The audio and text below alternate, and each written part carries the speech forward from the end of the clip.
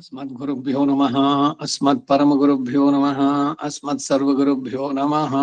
अस्मद्गुरुपरम्परायै नमः।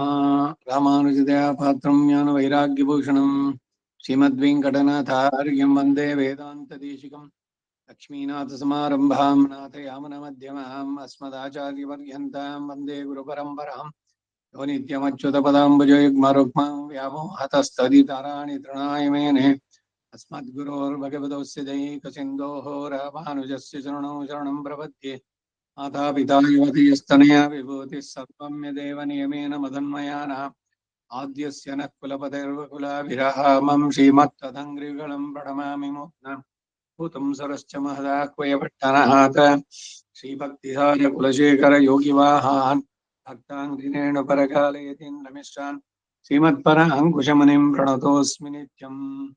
विख्यातो यति सार्वभौम जलदे चन्द्रोपमत्वेन यः श्रीभाष्येण यदन्वया सुविदिता श्रीविष्णुचित्तादयः व्याख्यां भाष्यकृताज्ञयोपनिषदां योद्रामिडीनां व्यधात् पूर्वं तं गुरुकेश्वरं गुरुवरं कारुण्यपूर्णं भजे नाथं पङ्कजनेत्ररामया वास्तव्यमानाधरान् योगीन्द्रं गुरुकेशचन्द्रजलधिं गोविन्दपुराधिपौ भट्टार्यं निगमान्तयोगिजगदाचार्यौ सकृष्णद्वयौ वन्दे माधवपद्मनाभसुमनः कोहलेशदेवादिपान् तिरुवरुण्माल् चेने முதலீஷடகோபன்னாதமுனி சீருய்யக் கொண்டார் மணக்கால் நம்பி சென்றாம் ஆளவந்தார் குருமாலாதரர் குருஹைப் பிறார்க்கு அன்பாம் எதிராசன் கோவிந்தர் கூரேஷர் பிரிய பட்டர் வேதாந்த முனிவர் இரு கண்ணர் கண்புடைய நம் பிள்ளை இவர் ஈடளித்தற்கு ஏந்த குருமாதவர் பத்மநாபர் இவர் அருளாளர்த்தம் திருவடியூன்னிய தேவ பெருமாள் கைகொண்டருளும் திருமலையாழ்வார் பொன் பதங்கள் முன்பியன்னுள் சேர்ந்தனவே. பக்தாமிருதம் விஸ்வஜனானுமோதனம் சர்வார்த்ததம் ஸ்ரீஷடகோபவாங்மயம் சஹசிரசாகோபனிஷத்சமாகமம் நமாம்யஹம் திராவிட வேதசாகரம். திருவழுதினாடென்னும் தென்குருகூர் என்னும் மறுவினியவன் பொருணல் என்னும் அருமறைகள் அந்த அதிசெய்தானடினே எப்பொழுதும் சிந்தியாய் நெஞ்சே தெளிந்து மனத்தாலும் வாயாலும் வன்குருகோர் பேணும் இனத்தாரை எல்லாதிரஞ்சேன் தனத்தாலும் ஏதும் குறவிலேன் எந்த சிடகோபன் பாதங்கள் யாமுடைய பத்து. ஐந்த பெருங்கீர்த்தி ராமானுஜ மனிதன் வாய்ந்த மலர் பாதம் வணங்குகின்றேன். ஆய்ந்த பெரும் சீரார் ஷடகோபன் செந்தமிழ் வேதம் தரிக்கும் பெயராத உள்ளம் பெற ஆந்திரளும் சோலை மதிளரங்கர்வன் புகழ் மேல் ஆண்ட தமிழ் மறைகளாயிரமம் இந்த முதல் தாய் ஷடகோபன் மைம்பால் வளர்த்த இதத்தாய் ராமானுஜன் மிக்க விரை நிலையும் மெய்யாமுயல் நிலையும் தக்க நெறியும் தடையாகி தொக்கியனும் ஓல் வினையும் வாழ்வினையும் போதும் குருகயர்கோன் யாழினிசை வேதத்தியல். நம்மாழ்வார் திருவடிகளே சரணம். பகவத் விஷயம் 2ஆம் பத்து 3ஆம் திருமொழி. ஊனில் வாழ்வீரே நல்லபோ உன்னை பெற்று வானுளார் பெருமான் மதுசூதன் என்னம்மான் தானும் யானும் எல்லாம் தன்னுள்ளே கலந்தொழிந்தோம் ತೇನುಂ ಪಾಲುಂ ನಯ್ಯುಂ ಕನ್ನಲುಂ ಅಮೃತವತ್ತೇ. ನಿನ್ನೆ ದಿವಸ ಈ ಪಾಶುರದ್ದಾಯ್ತು. 2ನೇ ಪಾಶುರದ ಅವತಾರಿಕೆನೂ ಆಯ್ತು. 2ನೇ ಪಾಶುರ ஒத்தார்மிக்காரை இளையாய மாமாய ஒத்தாய பொருள்கும் உயிராய் என்னை பெற்ற அத்தாயாய் தந்தையாய் அறியாதன அறிவித்த அத்தானி செய்தன அடியேன் அறியேனே. ಒತ್ತಾರ್ ಮಿಕ್ಕಾರೈ ತಮನಿಗೆ ಸಮಾನರಾದವರನ್ನ ಮೇಲ್ಪಟ್ಟವರನ್ನ ಇಲಯಾಯ ಪಡೆದಿಲ್ಲನಂತಹ ಮಾಮಾಯ ಮಹಾ ಆಶ್ಚರ್ಯ ಗುಣಚೇಷ್ಟಿತಗಳು ಉಳ್ಳವನು. ಒತ್ತಾರ್ ಮಿಕ್ಕಾರ ಇಲಯಾಯ ಅಂದ್ರು ನಿಸ್ಸಮಾಭ್ಯಧಿಕ ಅಂತ ಸಂಸ್ಕೃತದಲ್ಲಿ ಹೇಳಿದೆ. ತಮಿಳಿನಲ್ಲಿ ಹೇಳ್ತಾ ಇರೋದು ಅವನಿಗೆ ಸಮಾನರಾದವರಾಗ್ಲಿ ಅವನಿಗೆ ಮೇಲ್ಪಟ್ಟವರಾಗ್ಲಿ ಇಲ್ಲದಲೇ ಇರುವನು. ಸ್ತೋತ್ರ ರತ್ನದಲ್ಲಿ ಅವರು ಆಳ ಬಂದ ಯಾಮನಾಚಾರ್ಯರು ಕೊಂಡಾಡ್ಬೇಕಾದ್ರೆ ಹೇಳ್ತಾರೆ, ಭಗವದ್ಗೀತೆಯಲ್ಲಿ ಅರ್ಜುನ ಈ ಪದವನ್ನು ಉಪಯೋಗಿಸ್ತಾರೆ. ನ ತ್ವತ್ ಸಮೋಸ್ತ್ಯಭ್ಯಧಿಕ ಕೂತೋನ್ಯೋ ಲೋಕತ್ರಯೇಪ್ಯ ಪ್ರತಿಮ ಪ್ರಭಾವ. ಭಗವದ್ಗೀತೆ 11ನೇ ಅಧ್ಯಾಯ.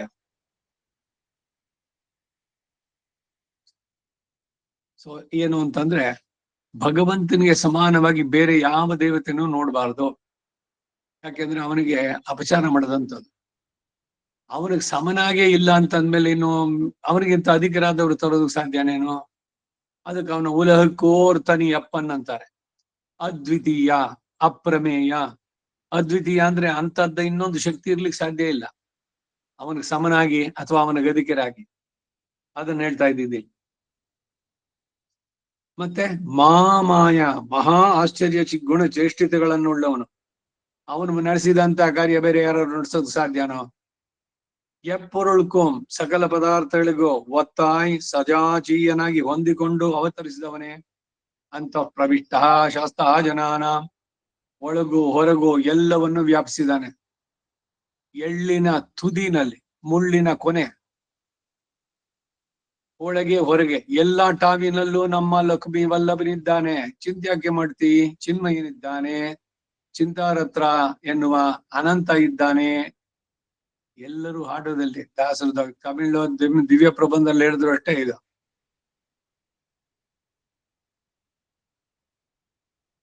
ಎನ್ನಪ್ಪನ್ ಪೊನ್ನಪ್ಪನ್ ಪೆರಿಯಪ್ಪನ್ ಮಣಿಯಪ್ಪನ್ ತನ್ನ ಒಪ್ಪಾರಿಲ್ ಒಪ್ಪನ್ ಅಂತಾರೆ. ಅವನಿಗೆ ಸಮನಾದಂತ ಇನ್ನೊಬ್ಬನ್ ಇಲ್ಲದವನು. ಉಲಹಕ್ಕೋರ್ತನಿಯಪ್ಪನ್. ಎಲ್ಲ ಎಪ್ಪೊರುಳ್ಕುಂ ಉಯಿರಾಯ್, ಎಲ್ಲರಿಗೂ ಪ್ರಾಣಭೂತನಾಗಿ, ಧಾರಕನಾಗಿ, ಚೇತನ ಅಚೇತನ ವಿಶಿಷ್ಟನಾಗಿ, ಅವುಗಳಿಗೆ ಧಾರಕನಾಗಿ, ನಿಯಾಮಕನಾಗಿ, ಶೇಷಿಯಾಗಿರುವಂತವನು. ನಿಖಿಲ ಜಗದಾಧಾರ ಅಖಿಲ ಜಗತ್ ಸ್ವಾಮಿನ್ ಅಸ್ಮತ್ ಸ್ವಾಮಿನ್ ಸತ್ಯಗಾಮ ಸತ್ಯ ಸಂಕಲ್ಪ. ಈ ಎಲ್ಲ ಉದ್ಗಾರದಲ್ಲಿ ಅವನ ಸ್ವರೂಪವನ್ನು ತಿಳಿಸುವಂತದ್ದು, ಪರಬ್ರಹ್ಮದ ಬಗ್ಗೆ. ಎಪ್ಪೊರುಳ್ಕು ಮುಯಿರ, ಎಲ್ಲರಿಗೂ ಪ್ರಾಣಭೂತನಾಗಿ, ಧಾರಕನಾಗಿ, ಎನ್ನೈ ಪೆತ್ತ, ನನ್ನನ್ನು ಉದ್ಭವಿಸುವಂತೆ ಮಾಡಿದಂತ ಅತ್ತಾಯ್ ಆಯ್, ತಾಯಿಯಾಗಿಯೋ, ತಂದೆಯಾಗಿಯೋ, ಅರಿಯಾದನ ಅರಿವಿತ್ತ ಅತ್ತ, ಅಜ್ಞಾತ ಜ್ಞಾಪನವನ್ನು ಮಾಡಿದ ಆಚಾರ್ಯನಾಗಿಯೋ, ಉಪಕಾರಕನಾದವನೇ, ನೀ ಶೈದನ, ನೀನು ಮಾಡಿದ ಉಪಕಾರಗಳನ್ನ ಅರಿಯೇನ್, ನಾನು ಇಷ್ಟು ಅಂತ ತಿಳಿಲಾರ್ದೆ ಹೋದೆ. ಹೇಳಿ ಮುಗಿಸ್ಲಿಕ್ಕಾಗುತ್ತೇನೋ? ಮನುಷ್ಯ ಶರೀರವನ್ನ ಕೊಟ್ಟೆ, ನೀನೇ ನನ್ನನ್ನ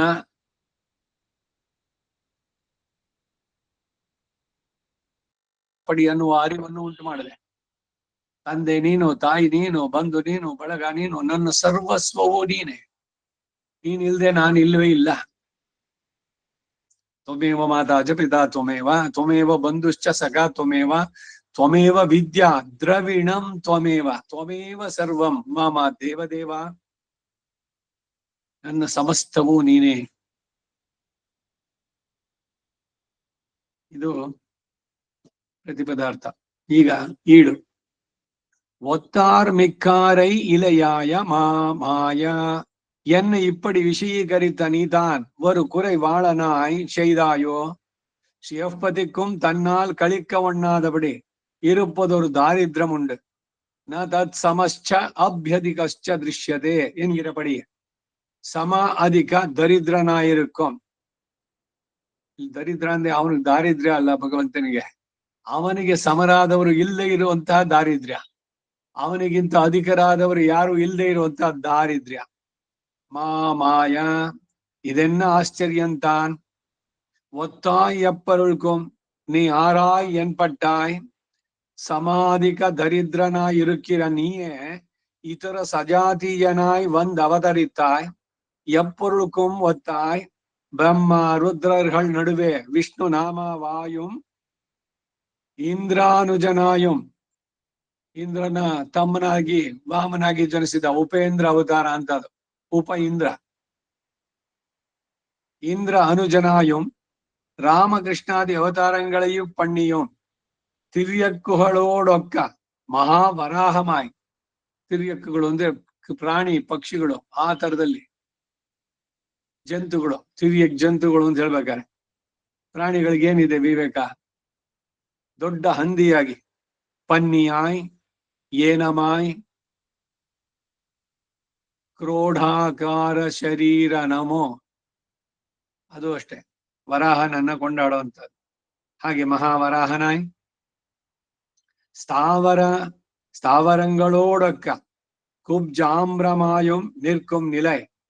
குப்ஜாம்பிரமாய் நின்றதுக்கோ கருத்து, செவ்வே நின்னால் பெண்ணுக்கும் பேதைக்கும் ஏற ஒண்ணாது என்று எல்லாருக்கும் ஒக்க சுலபனாகிக்கும். இப்படி நிற்கிறது என்னில் மேன்மையோடேவரில் கிட்ட ஒண்ணாது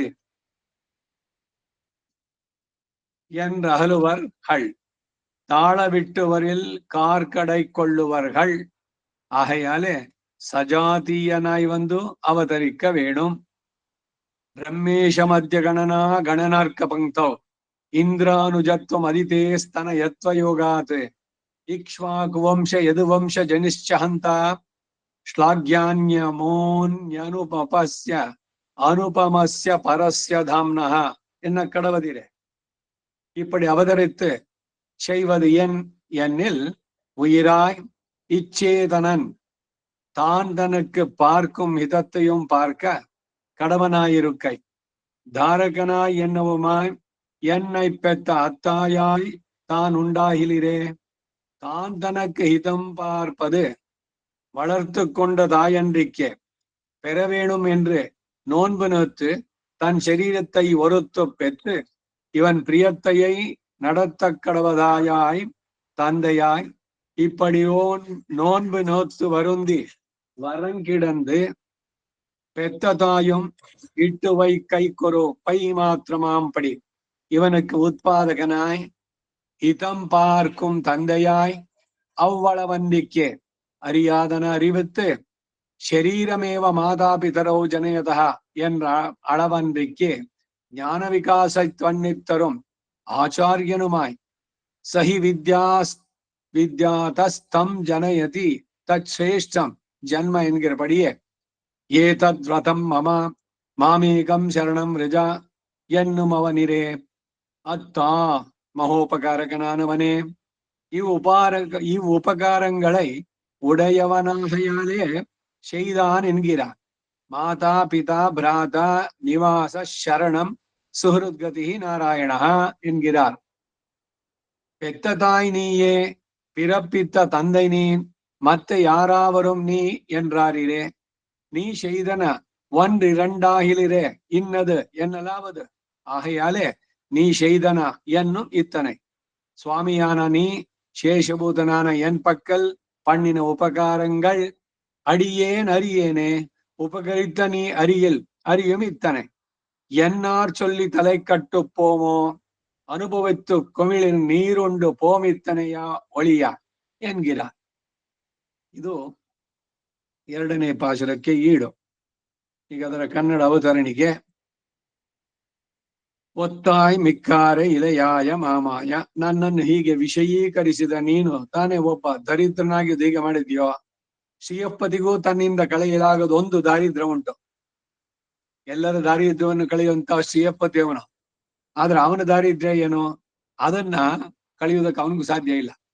ಅದು ನ ತತ್ ಸಮಶ್ಚ ಅಭ್ಯಧಿಕಶ್ಚ ದೃಶ್ಯತೆ ಎಂಬಂತೆ ಸಮಾಧಿಕ ದರಿದ್ರನಾಗಿದ್ದಾನೆ. ಸಮ ಅಧಿಕ ಇಲ್ಲದವನು. ಅವರೆಲ್ಲ ಇದ್ರೆ, ಈಗ ಹಣ ನಮ್ಮ ಹತ್ರ ಇದೆ, ಹಣ ಇಲ್ದಿದ್ರೆ ಅವನಿಗೆ ಹಣದ ದಾರಿದ್ರ್ಯ ಅಂತ ಹೇಳ್ಬೋದು. ಇವನಿಗೆ ಸಮರಾಗ್ಲಿ ಅಧಿಕರಾಗ್ಲಿ ಇದ್ದಾರೋ ಇಲ್ಲ. ಅದಕ್ಕಾಗಿ ಅವನ ಹೇಳಿದ್ದು ಮಾಮಾಯ. ಏನು ಆಶ್ಚರ್ಯ ಇದು. ಒತ್ತಾ ಎಪ್ಪರೊಳ್ಕು. ನೀನು ಯಾರಾಗಿ ಈ ಪಾಡನ್ನು ಅನುಭವಿಸುತ್ತಿದ್ದೀಯೋ, ಸಮಾಧಿಕ ದರಿದ್ರನಾಗಿರುವ ನೀನೇ ಇತರ ಸಜಾತೀಯನಾಗಿ ಬಂದು ಅವತರಿಸಿದೆ. ಎಪ್ಪರೊಳ್ಕುಂ ಒತ್ತಾಯ್. ಬ್ರಹ್ಮ ರುದ್ರರುಗಳ ಮಧ್ಯದಲ್ಲಿ ವಿಷ್ಣು ಎಂಬ ಹೆಸರನ್ನು ಹೊಂದಿದವನಾಗಿಯೋ, ಇಂದ್ರನಿಗೆ ಅನುಜನಾಗಿಯೋ, ವಾಮನ ರಾಮಕೃಷ್ಣಾದಿ ಅವತಾರಗಳನ್ನು ಮಾಡಿಯೋ, ತಿರ್ಯಕ್ಕುಗಳೊಡನೆ ಸಮಾನವಾಗಿ ಮಹಾವರಾಹನಾಗಿ, ಸ್ಥಾವರಗಳನ್ನೇ ಸಮನಾಗಿ ಕುಬ್ಜಾಮ್ರವಾಗಿಯೋ ನಿಲ್ಲುವ ನೆಲೆಯಾಗಿದೆ ನಿನ್ನದು. ಕುಬ್ಜಾಮ್ರವಾಗಿ ನಿಂತಿದ್ದರ ಇಂಗಿತ ಏನು ಅಂದ್ರೆ, ಉದ್ದವಾಗಿ ನಿಂತರೆ ಸ್ತ್ರೀಯರಿಗೂ ಬಾಲರಿಗೂ ಹತ್ತಲಾಗದು ಎಂದು ಎಲ್ಲರಿಗೂ ಒಂದೇ ರೀತಿಯಾಗಿ ಸುಲಭನಾಗಿರೋದಕ್ಕೆ. ಹೀಗೆ ನಿಲ್ಲೋದು ಯಾಕೆ ಅಂತಂದ್ರೆ, ಮೇಲ್ಮೆಯೊಡನೆ ಬಂದರೆ ಸಮೀಪಿಸಲಾಗದು. ಯಾರೋ ಎಲ್ಲದ್ರಲ್ಲೂ ಪರ್ಫೆಕ್ಟ್ ಆಗಿದ್ರು, ಅಯ್ಯೋ ಅವ್ರ ಹತ್ರ ಹೋಗೋದು ಕಷ್ಟ ರೀ, ಅವ್ರು ನಮ್ಮಂಗಲ್ಲ, ಈಸ್ ಎನ್ ಎಕ್ಸೆಪ್ಷನ್ ಅಲ್ವೇ. ಈ ತರದ್ದು ಸಾಮಾನ್ಯವಾಗಿ ಬರುವಂತದ್ದು. ಆದ್ರೆ ಎಲ್ಲರಿಗೂ ಸರ್ವ ಸುಲಭ ಇವನು. ಅದಕ್ಕೆ ಏನು ತಿಳಿಯದ ಗೊಲ್ಲ ಕುಲದಲ್ಲಿ ಅವತರಿಸಿದ. ದುರ್ಯೋಧನ, ಭೀಷ್ಮ ಇತ್ಯಾದಿಗಳು ಆಹ್ವಾನ ನೀಡಿದ್ರು ಕೂಡ ರಾಜಭೋಗ, ಭಕ್ಷ್ಯ ಭೋಜ್ಯಗಳು ಷಡ್ರಸೋಪೇತವಾದದ್ದು ಎಲ್ಲ ಬಿಟ್ಟು ವಿದುರನ ಮನೆ ಹೋದ. ಹೀಗೆ ಒಂದೊಂದು ಅವನಿಗೆ ತೋರಿಸುವಂತಹದ್ದು. ದೀನ ವತ್ಸಲ ಅವನು, ಸುಲಭ, ಸುಶೀಲ ಎಲ್ಲ ಬರಬೇಕಾದ್ರೆ.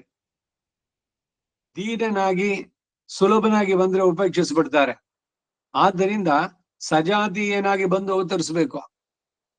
ಬ್ರಹ್ಮೇಶ ಮಧ್ಯ ಗಣನಾರ್ಕ ಪಂಕ್ತೋ ಇಂದ್ರಾನುಜತ್ವ ಮದಿತೆ ಸ್ತನಯತ್ವ ಯೋಗಾತ್ ಇಕ್ಷ್ವಾಕು ವಂಶ ಯದವಂಶ ಜನಿಶ್ಚ ಹಂತ ಶ್ಲಾಘ್ಯಾನ್ಯ ಮೂನ್ಯನುಪಮಸ್ಯ ಪರಸ್ಯ ಧಾಮ್ನಃ ಅಂದಿದೆಯಷ್ಟೇ.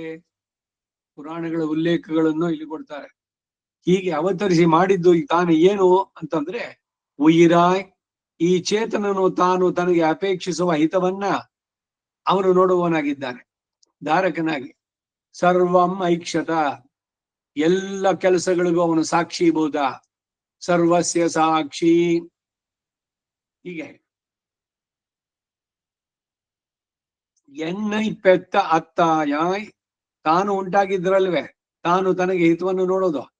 ಮಗುವನ್ನು ಸಾಕಿದ ತಾಯಿಯಂತೆ ಅಲ್ಲದೆ ಹೆರಬೇಕು ಎಂದು ವ್ರತಾಚರಣೆ ಮಾಡಿ ತನ್ನ ಶರೀರವನ್ನ ಕಷ್ಟಪಡಿಸಿ ಮಗುವನ್ನ ಪಡೆದುಕೊಂಡು ಅವನ ಪ್ರೀತಿಯನ್ನೇ ನಡೆಯಿಸುವ ತಾಯಿಯಾಗಿ ತಂದೆಯಾಗಿ ಹೀಗೆ ವ್ರತಾಚರಣೆ ಮಾಡಿ ಕಷ್ಟಪಟ್ಟು ಹೊರ ಪಡೆದು ಹೆತ್ತ ತಾಯಿಯು ಸುರಕ್ಷಿತವಾಗಿ ಇಡೋದಕ್ಕೆ ಒಂದು ಚೀಲ ಮಾತ್ರವಾಗುವಂತೆ ಇವನಿಗೆ ಉತ್ಪಾದಕನಾಗಿ ಹಿತವನ್ನುಂಟು ಮಾಡುವ ತಂದೆಯಾಗಿ ಅಷ್ಟೇ ಅಲ್ಲದೆ ಅರಿಯಾದನ ಅರಿವಿತ್ತೆ ಶರೀರಮೇವ ಮಾತಾ ಪಿತರೌ ಜನಯತಃ ಎನ್ನುವಷ್ಟೇ ಅಲ್ಲದೆ ಜ್ಞಾನ ವಿಕಾಸವನ್ನು ಉಂಟು ಮಾಡುವ ಆಚಾರ್ಯನೂ ಆಗಿ ನಹಿ ವಿದ್ಯಾತಸ್ಥಂ ಜನಯತಿ ತತ್ಶ್ರೇಷ್ಠಂ ಜನ್ಮ ಎಂಬಂತೆ ಅವನು ಏತದ್ ವ್ರತಂ ಮಮ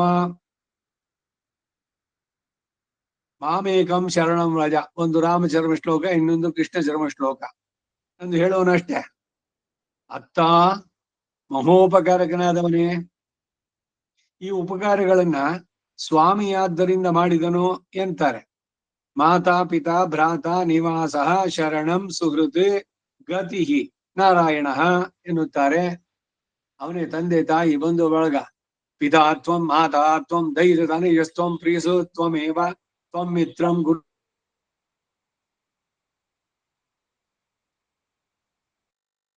ಸ್ತೋತ್ರದಲ್ಲಿ ತ್ವದೀಯಸ್ತ್ವದ್ಭೃತ್ಯಸ್ತವ ಪರಿಜನಸ್ತದ್ಗತಿ ಹರಂ ಪ್ರಪನ್ನಶ್ಚೈನಂ ಸತ್ಯಹಮಪಿ ತವ ಇವಾಸ್ಮಿ ವರಃ. ಸಕಲ ವಿಧದ ಬಂಧು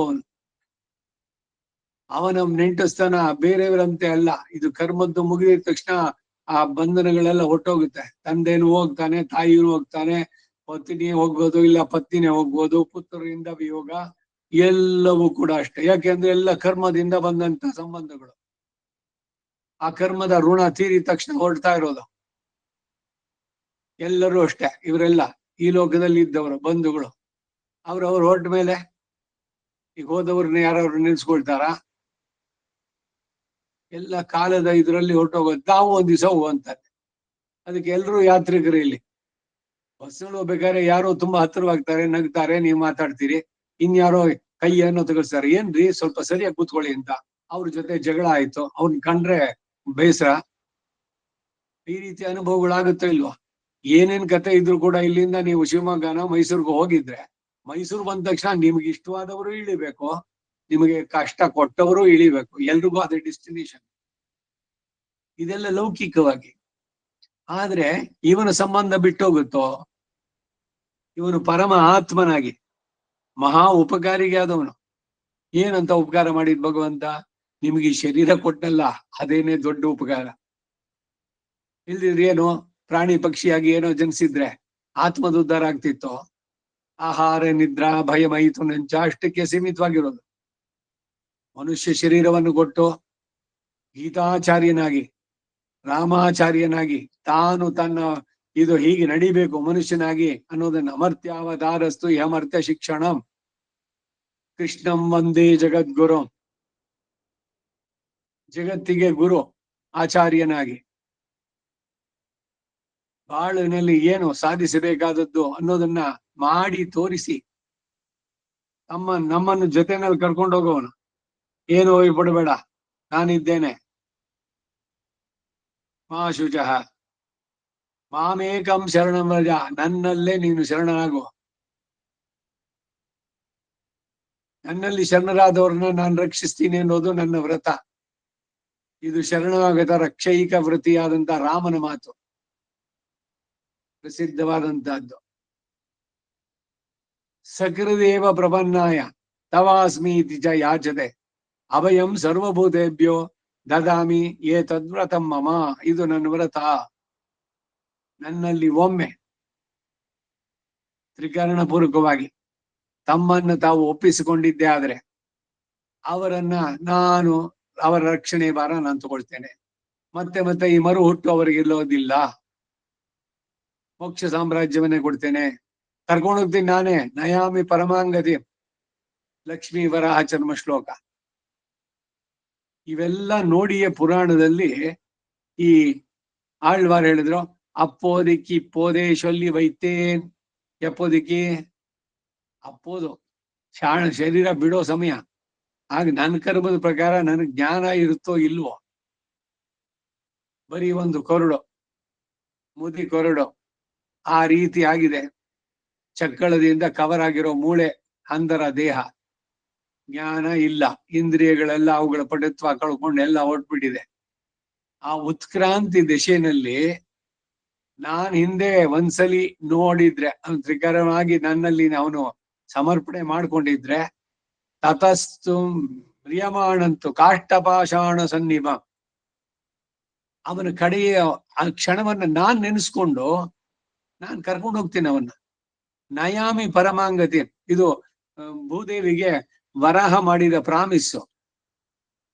ಇಷ್ಟೆಲ್ಲ ಇರುವಂತಹದ್ದು. ಇವನು ಆತ್ಮೀಯ ಅಲ್ಲದೆ ಇನ್ಯಾರು ಆತ್ಮೀಯರಾಗೋದಕ್ಕೆ ಸಾಧ್ಯನೋ? ಅದಕ್ಕೆ ಇವನನ್ನ ಆಪ್ತ ಕಾಮಹ, ತುಂಬಾ ಆತ್ಮೀಯ, ಪರಮಾತ್ಮೀಯ ಅಂತ ಹೇಳುವಂಥದ್ದು. ಆ ಸಂಬಂಧವನ್ನ ನಾವು ಗಮನಿಸುವಂತ ಬುದ್ಧಿಯನ್ನ ನಮಗ್ ಕೊಡ್ಬೇಕು. ಇಷ್ಟು ಅನೇಕ ಕೋಟಿ ಜನ್ಮಗಳಲ್ಲಿ ಬಂದ್ವಲ್ಲ, ಅವಾಗ ಈ ಅರಿವಿರ್ಲಿಲ್ಲ. ಈಗ ಅವನೇ ಒಬ್ಬ ಗುರುವನ್ನ ನಮಗೆ ಕಳಿಸಿ, ಈ ಧ್ರುವನಿಗೆ ನಾರದನ್ ಕಳ್ಸಂತೆ, ಅಲ್ಲ ನಚಿಕೇತನಿಗೆ ನಾರನ್ ಕಳ್ಸಿದ್ರೆ, ಎರಡರಲ್ಲೂ ಅಷ್ಟೇ. ಗುರು ಬರ್ಲಿ ಅಂತ ಅವನೇನಾರು ಕಾದ್ನ ಧ್ರುವ ಅಥವಾ ನಚಿಕೇತ? ಎರಡು ಸಂದರ್ಭದಲ್ಲಿ ನಾರದ ಬಂದು ಅವರಿಗೆ ಮಾರ್ಗದರ್ಶನ ಮಾಡಿ, ಹಾಗೆ ತಾನೇ ಸ್ವತಃ ಆಚಾರ್ಯನಾಗಿ, ಗೀತಾಚಾರ್ಯನಾಗಿ ಎಲ್ಲವನ್ನು ತಿಳಿಸಿದ್ದು. ಯಾಕೆ? ಅವನಿಗೇನು ಇದರಿಂದ ಅಂತಂದ್ರೆ, ಅವನಿಗೆ ಯಾರಿಂದ ಏನು ಆಗ್ಬೇಕಾಗಿಲ್ಲ.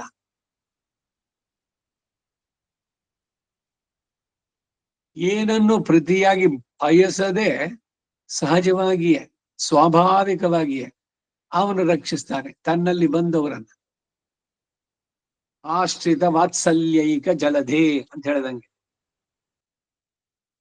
ಮಾತಾ ಪಿತಾ ಭ್ರಾತ ಅಣ್ಣ ತಮ್ಮಂದರು ಸಹೋದರನಾಗಿ, ನಿವಾಸ ಅವನೇ ಶ್ರೀನಿವಾಸ, ಮಹಾಲಕ್ಷ್ಮಿಗೆ ಒಬ್ಬಳಿಗೆ ಅಲ್ಲ, ಯಾರ್ಯಾರು ಅವನ ಆಶ್ರಯಿಸಿದ್ರು ಅವ್ರೆಲ್ರಿಗೂ ಅವನೇ ಆಶ್ರಯ, ಶುಭಾಶ್ರಯ. ಶರಣಂ ಸುಹೃತಿ, ನಿಜವಾದ ಸುಹೃತ್, ಹಿತೈಷಿಯಾದವನು. ನೀ ದಾರಿ ತಪ್ತಾ ಇದೀಯಾ, ಮತ್ತೆ ಮತ್ತೆ ಹುಟ್ಟು ಸಾವಿನ ಚಕ್ರದಲ್ಲೇ ಬೀಳ್ತೀಯಾ, ಹೀಗೆ ಮನುಷ್ಯ ಜನ್ಮ ಕೊಟ್ಟಿದ್ದಲ್ಲ, ಅದ್ರ ಸಾರ್ಥಕ ಮಾಡ್ಕೋ, ಈ ಮಾತನ್ನ ತಿಳಿಸಿ ನಮ್ಮನ್ನ ಕರ್ಕೊಂಡು ಹೋಗೋದು. ಸುಮ್ಮನೆ ಕರ್ಕೊಂಡು ಹೋಗ್ಬಿಟ್ರೆ ಅವನನ್ನ ಪಾರ್ಷಿಯಲ್ ಅಂತಾರೆ. ಅದಕ್ಕಾಗಿ ಒಂದ್ ಒಳ್ಳೆ ಕೆಲಸ ಮಾಡಿ, ಒಂದ್ಸಲಿ ನನ್ನಲ್ಲಿ ಶರಣಾದೆ ಅಂತ ಹೇಳ್ಬಿಡಿ. ಹೀಗೆ ಅವನೇನೆ ನಾರಾಯಣ, ಪೆತ್ತ ತಾಯಿ ನೀನೆ, ಪಿರಪ್ಪಿತ್ತ ತಂದೆ ನೀ, ಮತ್ತೆ ಯಾರಾವರು ನೀ ಏನ್ ಬೇಕಾದ್ರೂ ಆಗ್ತೀಯ ನನಗೆ ಆತ್ಮೀಯನಾಗಿ, ನನ್ನ ಸಮಸ್ತವೂ ನೀನೆ. ನೀ ಶೈದ ಒಂದೆರಡು ಉಪಕಾರವಾದ್ರೆ ಇಷ್ಟೇ, ಇಂಥದ್ದೇನ್ಬೋದು. ಏನೋ ಒಂದೋ ಎರಡೋ ಮಾಡ್ದೆ, ಹೌದ್ರಿ ಅವು ಯಾವಾಗಲೂ ಒಂದ್ಸಲಿ ಕೊಟ್ಟಿದ್ರು, ಅವರೇನೆ ಒಂದ್ಸಲಿ ಮಾಡಿದ್ರು ಅಂತಾನೆ. ಪ್ರತಿ ಕ್ಷಣ, ಪ್ರತಿ ದಿನ 24x7 ಅವನು ನಮ್ಮನ್ನು ಅನುಗ್ರಹಿಸ್ತಾನೆ ಇದ್ದಾನೆ. ಅದರ ಅನುಭವ ನಾವು ಸೂಕ್ಷ್ಮ ಗ್ರಾಹಿಗಳಾದ್ರೆ ಅದನ್ನ ಗಮನಿಸಬಹುದು. ಅವನು ಇಲ್ದಿದ್ರೆ ಏನೂ ಆಗಲ್ಲ. ತೇನ ವಿನಾ ತೃಣಾಗ್ರಪಿ ನಚರತಿ. ಹೀಗಾಗಿ ತಾನೇ ನನ್ನ ಬಾಳಿನ ಸಾರ್ಥಕತೆಗೆ ತಾನೇ ನಾಯಕನಾಗಿದ್ದು, ನಾವಿಕನಾಗಿದ್ದು, ದೋಣಿಯನ್ನು ನಡೆಸುವನಾಗಿ, ಸಂಸಾರ ಸಮುದ್ರ ಇದೆಯಲ್ಲ ಅದರಿಂದ ನಮ್ಮನ್ನು ದಾಟಿಸುವಂತ ನೌಕೆ ಅವನು. ಇವೆಲ್ಲ ಅದರಿಂದ ನೀನು ಶೈದ, ನೀ ಮಾಡಿದ ಎನ್ನೋದು ಅವನಷ್ಟೇ. ಸ್ವಾಮಿಯಾದ ನೀನು ಶೇಷಭೂತನಾದ ನನ್ನ ವಿಷಯದಲ್ಲಿ ಮಾಡಿದ ಉಪಕಾರಗಳು ಅಡಿಯೇನ್ ಹರಿಯೇನೆ. ಉಪಕರಿಸದ ನೀನು ತಿಳಿಯೋದಾದ್ರೆ ತಿಳಿಬಹುದು, ನನ್ನಿಂದ ಹೇಳಲ್ಪಟ್ಟವ್ರು ಮುಗಿಸಲ್ಪಡಕ್ಕಾಗುತ್ತೇನು? ಅವನ ಗುಣಗಳು, ಅವನ ಔದಾರ್ಯ, ಅವನ ಸೌಶೀಲ್ಯ, ಅವನು ಸರ್ವ ಸುಲಭ, ಇವೆಲ್ಲ ಹೇಳಿ ಮುಗಿಸೋಕ್ ಸಾಧ್ಯ ಆಗುತ್ತೇನು? ಅನುಭವಿಸಿ ಅದರಲ್ಲಿ ತಲಸ್ಪರ್ಶಿಯಾಗಿ ಅವಗಾಯಿಸಿ ಮುಳುಗಿ ಬಿಡೋದಲ್ಲದೆ ಬೇರೆ ಏನು ಆಗದು. ತಲಸ್ಪರ್ಶಿ ಅಂತಂದ್ರೆ ಏನು? ಎಷ್ಟು ಮಟ್ಟಿಗೆ ಮುಳುಗ್ಬೇಕು ಅಂದ್ರೆ, ತುಲಾಮಾಸ ಸಂಕ್ರಮಣ ಸ್ನಾನಕ್ಕೆ ಹೋಗಿದ್ರೆ ಮೆಟ್ಲತ್ರ ಕೂತ್ಕೊಂಡ್ರಿ, ಚೊಂಬಿನಲ್ಲಿ ತಲೆಗೆ ಹಾಕೊಂಡ್ರಿ, ಎರಡು ಬಂದ್ರಿ, ಅಥವಾ ಮುಳುಗಿ ಆಗ್ದೆ ಅಂತ ಮುಖಾನ ಒಂದ್ಸಲಿ ಎದ್ದು ಬಿಟ್ರಿ, ತಲೆ ಕೂಡ ನಿಂದಿಲ್ಲ, ಬೆನ್ನಿಗೆ ನೀರೇ ಬಿದ್ದಿಲ್ಲ. ಹಾಗಾಗಿದೆ ಅಲ್ಲಿ ಕೆಳಗಡೆ ಕೂತ್ಕೊಂಡ್ಬಿಡ್ಬೇಕು. ತಳಸ್ಪರ್ಶಿ ಅಂದ್ರೆ ನೀರ್ ನಮ್ ಮೇಲೆ ಹರಿಬೇಕು, ಆ ರೀತಿ ಕೂತ್ಕೊಂಡು ತಲೆ ಬಗ್ಗಿಸ್ಬೇಕು. ಅವಗಾಹನ ಸ್ನಾನ. ಹಾಗೆ ನಿನ್ನನ್ನು ಅನುಭವಿಸಿ ಅದು ತಲಸ್ಪರ್ಶಿಯಾಗಿ ಆ ನನ್ನ ಅಹಂಕಾರ ಮಮಕಾರಗಳನ್ನೆಲ್ಲ ಬಿಟ್ಟು ಎಲ್ಲವೂ ನೀನೇ, ನಾನಿರೋದು ನಿನಗಾಗಿಯೇ ಅನ್ನುವ ಪೂರ್ಣ ಅರಿವನ್ನ ಉಂಟು ಮಾಡದೆ ಇವೆಲ್ಲ ಆಗ್ಬೇಕಾದ್ರೆ ಪೂರ್ಣವಾಗಿ ನಾವು ಮುಳುಗದೆ ಸಾಧ್ಯ ಇಲ್ಲ. ಅಣಿಯನಾಹುಂ ತನದಾಳ್ ಅடைந்தார்க்கெல்லாம் ಇವ್ರದೇ ಮುಂದೆ ಬರುವಂತಹದ್ದು. அன்பனாகும் தனதாள் அடைந்தார்க்கெல்லாம் ಮರಣಮಾನಾಲ್ ವೈಗುಂದಂ ಕೊಡುಕೊಂಬಿರಾನ್. ಅವನ ಉಪಕಾರಗಳು 1, 2 ಅಂತ ಏನಾದ್ರು ಲೆಕ್ಕ ಮಾಡ್ಲಿಕ್ಕಾಗುತ್ತೇನು ಅಂತಾರೆ. 3ನೇ ಪಾಶುರ ಅವತಾರಿಕೆ. ஆளவந்தார் அருளிச் செய்தாக திருமாலையாண்டான் பணிக்கும்படி அறிவு நடையாடாத தசையிலே சம்பந்த ஞானத்தை பிறப்பித்து பிறந்த ஞானத்தை அழிக்க கடவதான தேக சம்பந்தத்தோட பின்னையும் வைத்தாய் என்கிற இளவாலே சொல்லுகிறார் என்றாம். இத்தை எம்பெருமானார் கேட்டருள்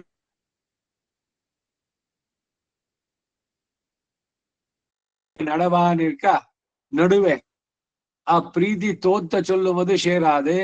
ஆன பின்பு இங்கனேயாம் இத்தனை அறியாமா மாயத்தடியேனை அறியா காலத்துள்ளே அடிமை கண் அன்பு செய்வித்து வைத்தாயார் என்கிறார் என்று இத்தையும் ஒரு உபகாரமாக்கி அருளி செய்தார். அத்தானி செய்தன என்று நாம் பண்ணின உபகாரங்களை சொல்லானின் நீர் அவத்திலே நீர் மதித்து இருப்பதொரு உபகாரத்தை சொல்லி காணீர் என்ன அத்தை சொல்லுகிறார். 3ನೇ ಪಾಶುರ. ಆಳವಂದಾರವರು ದಯಪಾಲಿಸಿದಾಗಿ ತಿರುಮಲಯಾಂಡಾನ್ರವರ ನಿರ್ವಾಹ ಹೀಗಿದೆ. ಸ್ತೋತ್ರದಲ್ಲಿ ಅವರು ಹೇಳಿದ್ದನ್ನ ಈ ತಿರುಮಲಯಾಂಡಾನ್ ಹೇಳ್ತಾರೆ. ಏನು ಅಂತಂದ್ರೆ, ಜ್ಞಾನವು ಉಂಟಾಗದ್ದೇ ಇದ್ದ ದಿಶೆಯಲ್ಲಿ ಸಂಬಂಧ ಜ್ಞಾನವನ್ನು ಉಂಟು ಮಾಡಿ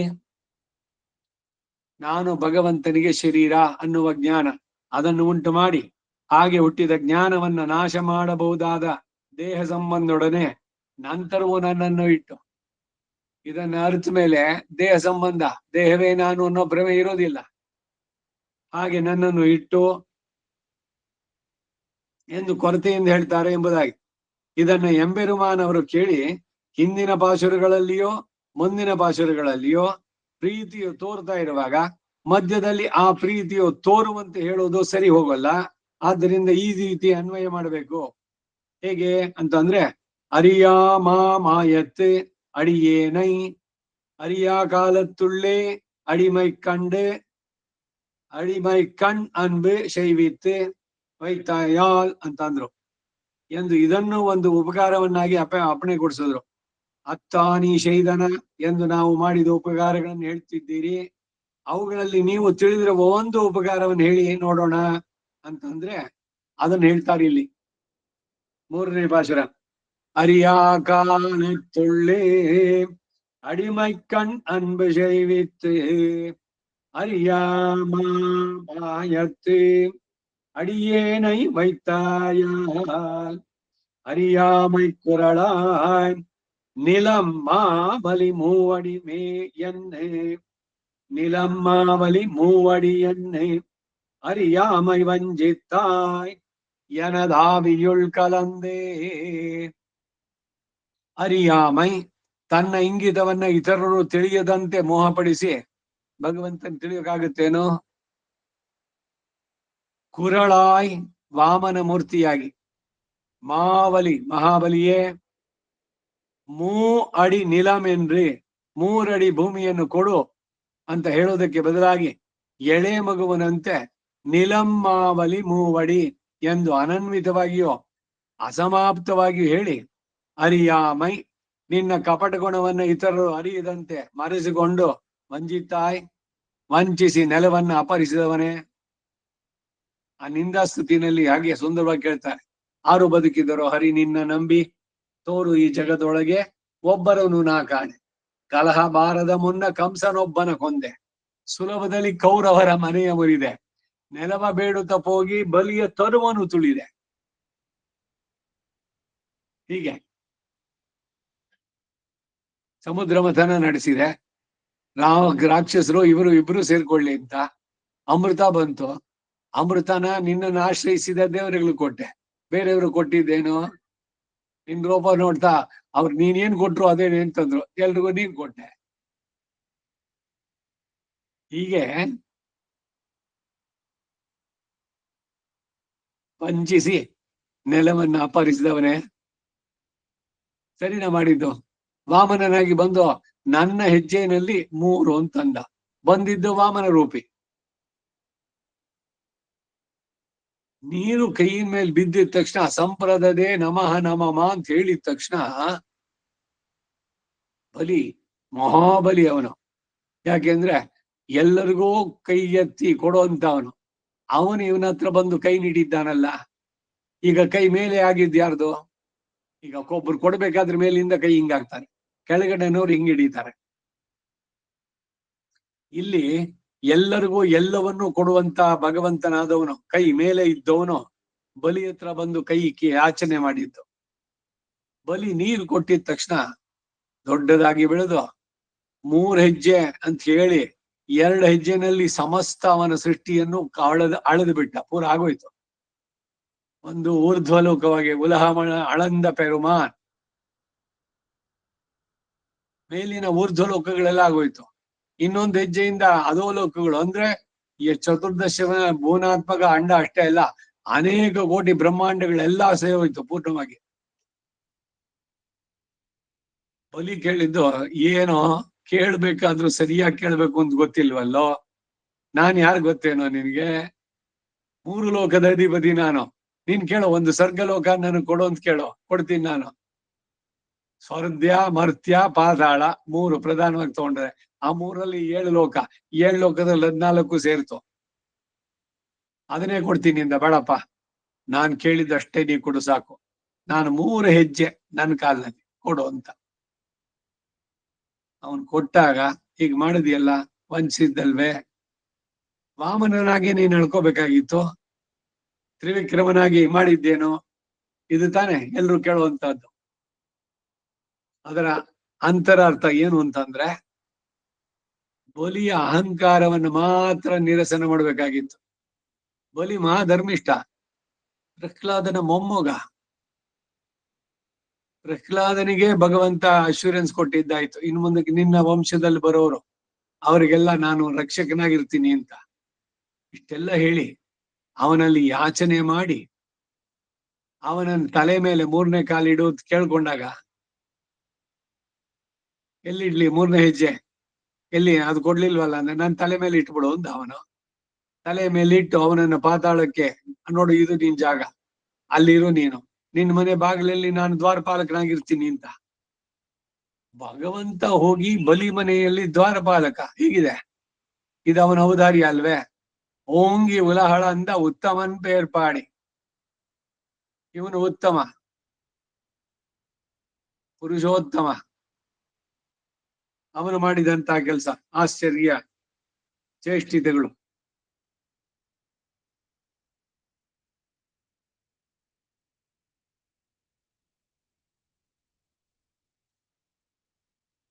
ನಿಲಮ್ಮಾವಲಿ ಮೂವಡಿ ಎಂದು ಅನನ್ವಿತವಾಗಿಯೋ ಅಸಮಾಪ್ತವಾಗಿಯೋ ಹೇಳಿ, ಅರಿಯಾಮೈ ನಿನ್ನ ಕಪಟ ಗುಣವನ್ನು ಇತರರು ಅರಿಯದಂತೆ ಮರೆಸಿಕೊಂಡು ವಂಚಿತಾಯ್, ವಂಚಿಸಿ ನೆಲವನ್ನು ಅಪಹರಿಸಿದವನೇ. ಎನದು ಆವಿ ಉಳ್ಕಳೆಂದೆ ನನ್ನ ಮನಸ್ಸಿನಲ್ಲಿ ಸೇರ್ಕೊಂಡು, ಅರಿಯಾಮಿ ಮಾಯತ್ತೆ ಅಡಿಯೇನೈ, ಅಜ್ಞಾನ ವರ್ಧಕವಾದಂತಹ ಮಹಾಮಾಯ ಸಂಸಾರ, ಈ ಮಹಾಮಾಯಾ ಸಂಸಾರ ಇದು. ಈ ಶರೀರದೊಂದಿಗೆ ಈ ಸಂಬಂಧಗಳು, ಇಲ್ಲಿನ ಬದುಕಿದೆಯಲ್ಲ ಭೂಲೋಕದಲ್ಲಿ, ಅದು ಅವನ ಮಾಯೆ. ಆ ಮಹಾಮಾಯ ಸಂಸಾರ ಪಾಶದಲ್ಲಿ ಮುಳುಗಿರುವ ನನ್ನನ್ನ ಅರಿಯಾ ಕಾಲತ್ತುಳ್ಳೆ, ನಾನು ಕೈಂಕರ್ಯ ಮಾಡುವುದಕ್ಕೆ ತಿಳಿಯದ ಅಜ್ಞತ್ವ ಕಾಲದಲ್ಲಿಯೇ ಅಡಿಮೈ ಕಂಡ್ ದಾಸ್ಯ ವೃತ್ತಿಯಲ್ಲಿ ಅನ್ಬಿ ಆದರವನ್ನ ಶೈವಿತ್ತು ವೈತಾ ಪಟ್ಟಿಸಿರುತ್ತೀಯೇ. ಇದು ಆಶ್ಚರ್ಯ ಅಲ್ವೇ?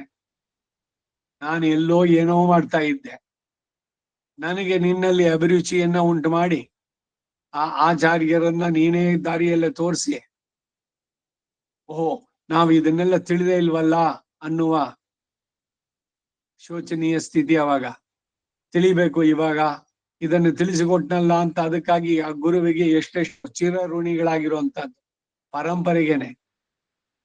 ಈ ದೇಹವೇ ನಾನು ಅಂತ ಇದ್ದೆ, ಎಲ್ಲಾ ನಂದೆ, ಎಲ್ಲಾ ನಾನೇ ಅಂತ ಇದ್ದವನಿಗೆ ಎಲ್ಲವೂ ಭಗವಂತನಿಗೆ ಸೇರಿದ್ದು, ಎಲ್ಲ ನೀನೆ, ಎಲ್ಲವೂ ನಿಂದೆ ಅನ್ನುವ ಅರಿವನ್ನ ಉಂಟು ಮಾಡಿ ಜಗದಾಚಾರ್ಯನಾಗಿ ನನ್ನನ್ನು ಉದ್ಧರಿಸಿದೆಯಲ್ಲ. ನಿಂದೇನೋ ಸ್ವಾರ್ಥ ಇತ್ತ ಇದ್ರಲ್ಲಿ? ನಿನಗೇನೋ ಸಿಗ್ಬೇಕಾಗಿತ್ತ? ಏನ್ ಉದ್ದೇಶ ಇಟ್ಕೊಂಡು ಮಾಡಿದೆ? ಹೀಗೆ ಅವನನ್ನ ಕೊಡ್ತಾ ಇದ್ದಾರೆ. ನಾನು ಕೈಂಕರ್ಯ ಮಾಡಕ್ಕೆ ತಿಳಿಯದಂತಹ ಅಜ್ಞತ್ವ ಕಾಲದಲ್ಲೇ ದಾಸ್ಯ ವೃತ್ತಿಯಲ್ಲಿ ನನ್ನ ತೊಡಗಿಸುವಂತೆ ಮಾಡಿ ಅದರಲ್ಲಿ ಆದರವನ್ನು ಹುಟ್ಟಿಸ್ತಾ ಇದೆಯಲ್ಲ, ಏನಿದು ಆಶ್ಚರ್ಯ ಅಂತಾರೆ. ಈಡ್ ಅರಿಯ ಕಾಲത്തുള്ളೇ ಬಾಲ್ಯಾತ್ ಪ್ರವೃತ್ತಿ ಸುಸ್ನಿಗ್ಧ என்கிறபடியே அறிவு நடையாடாத பால்யத்திலே அடிமைக்கண் அன்பு செய்வித்து அடிமைக்கண் அடிமையிலே அகம் சர்வம் கரிஷ்யாமி என்கிறபடியே அஸ்பஷ்ட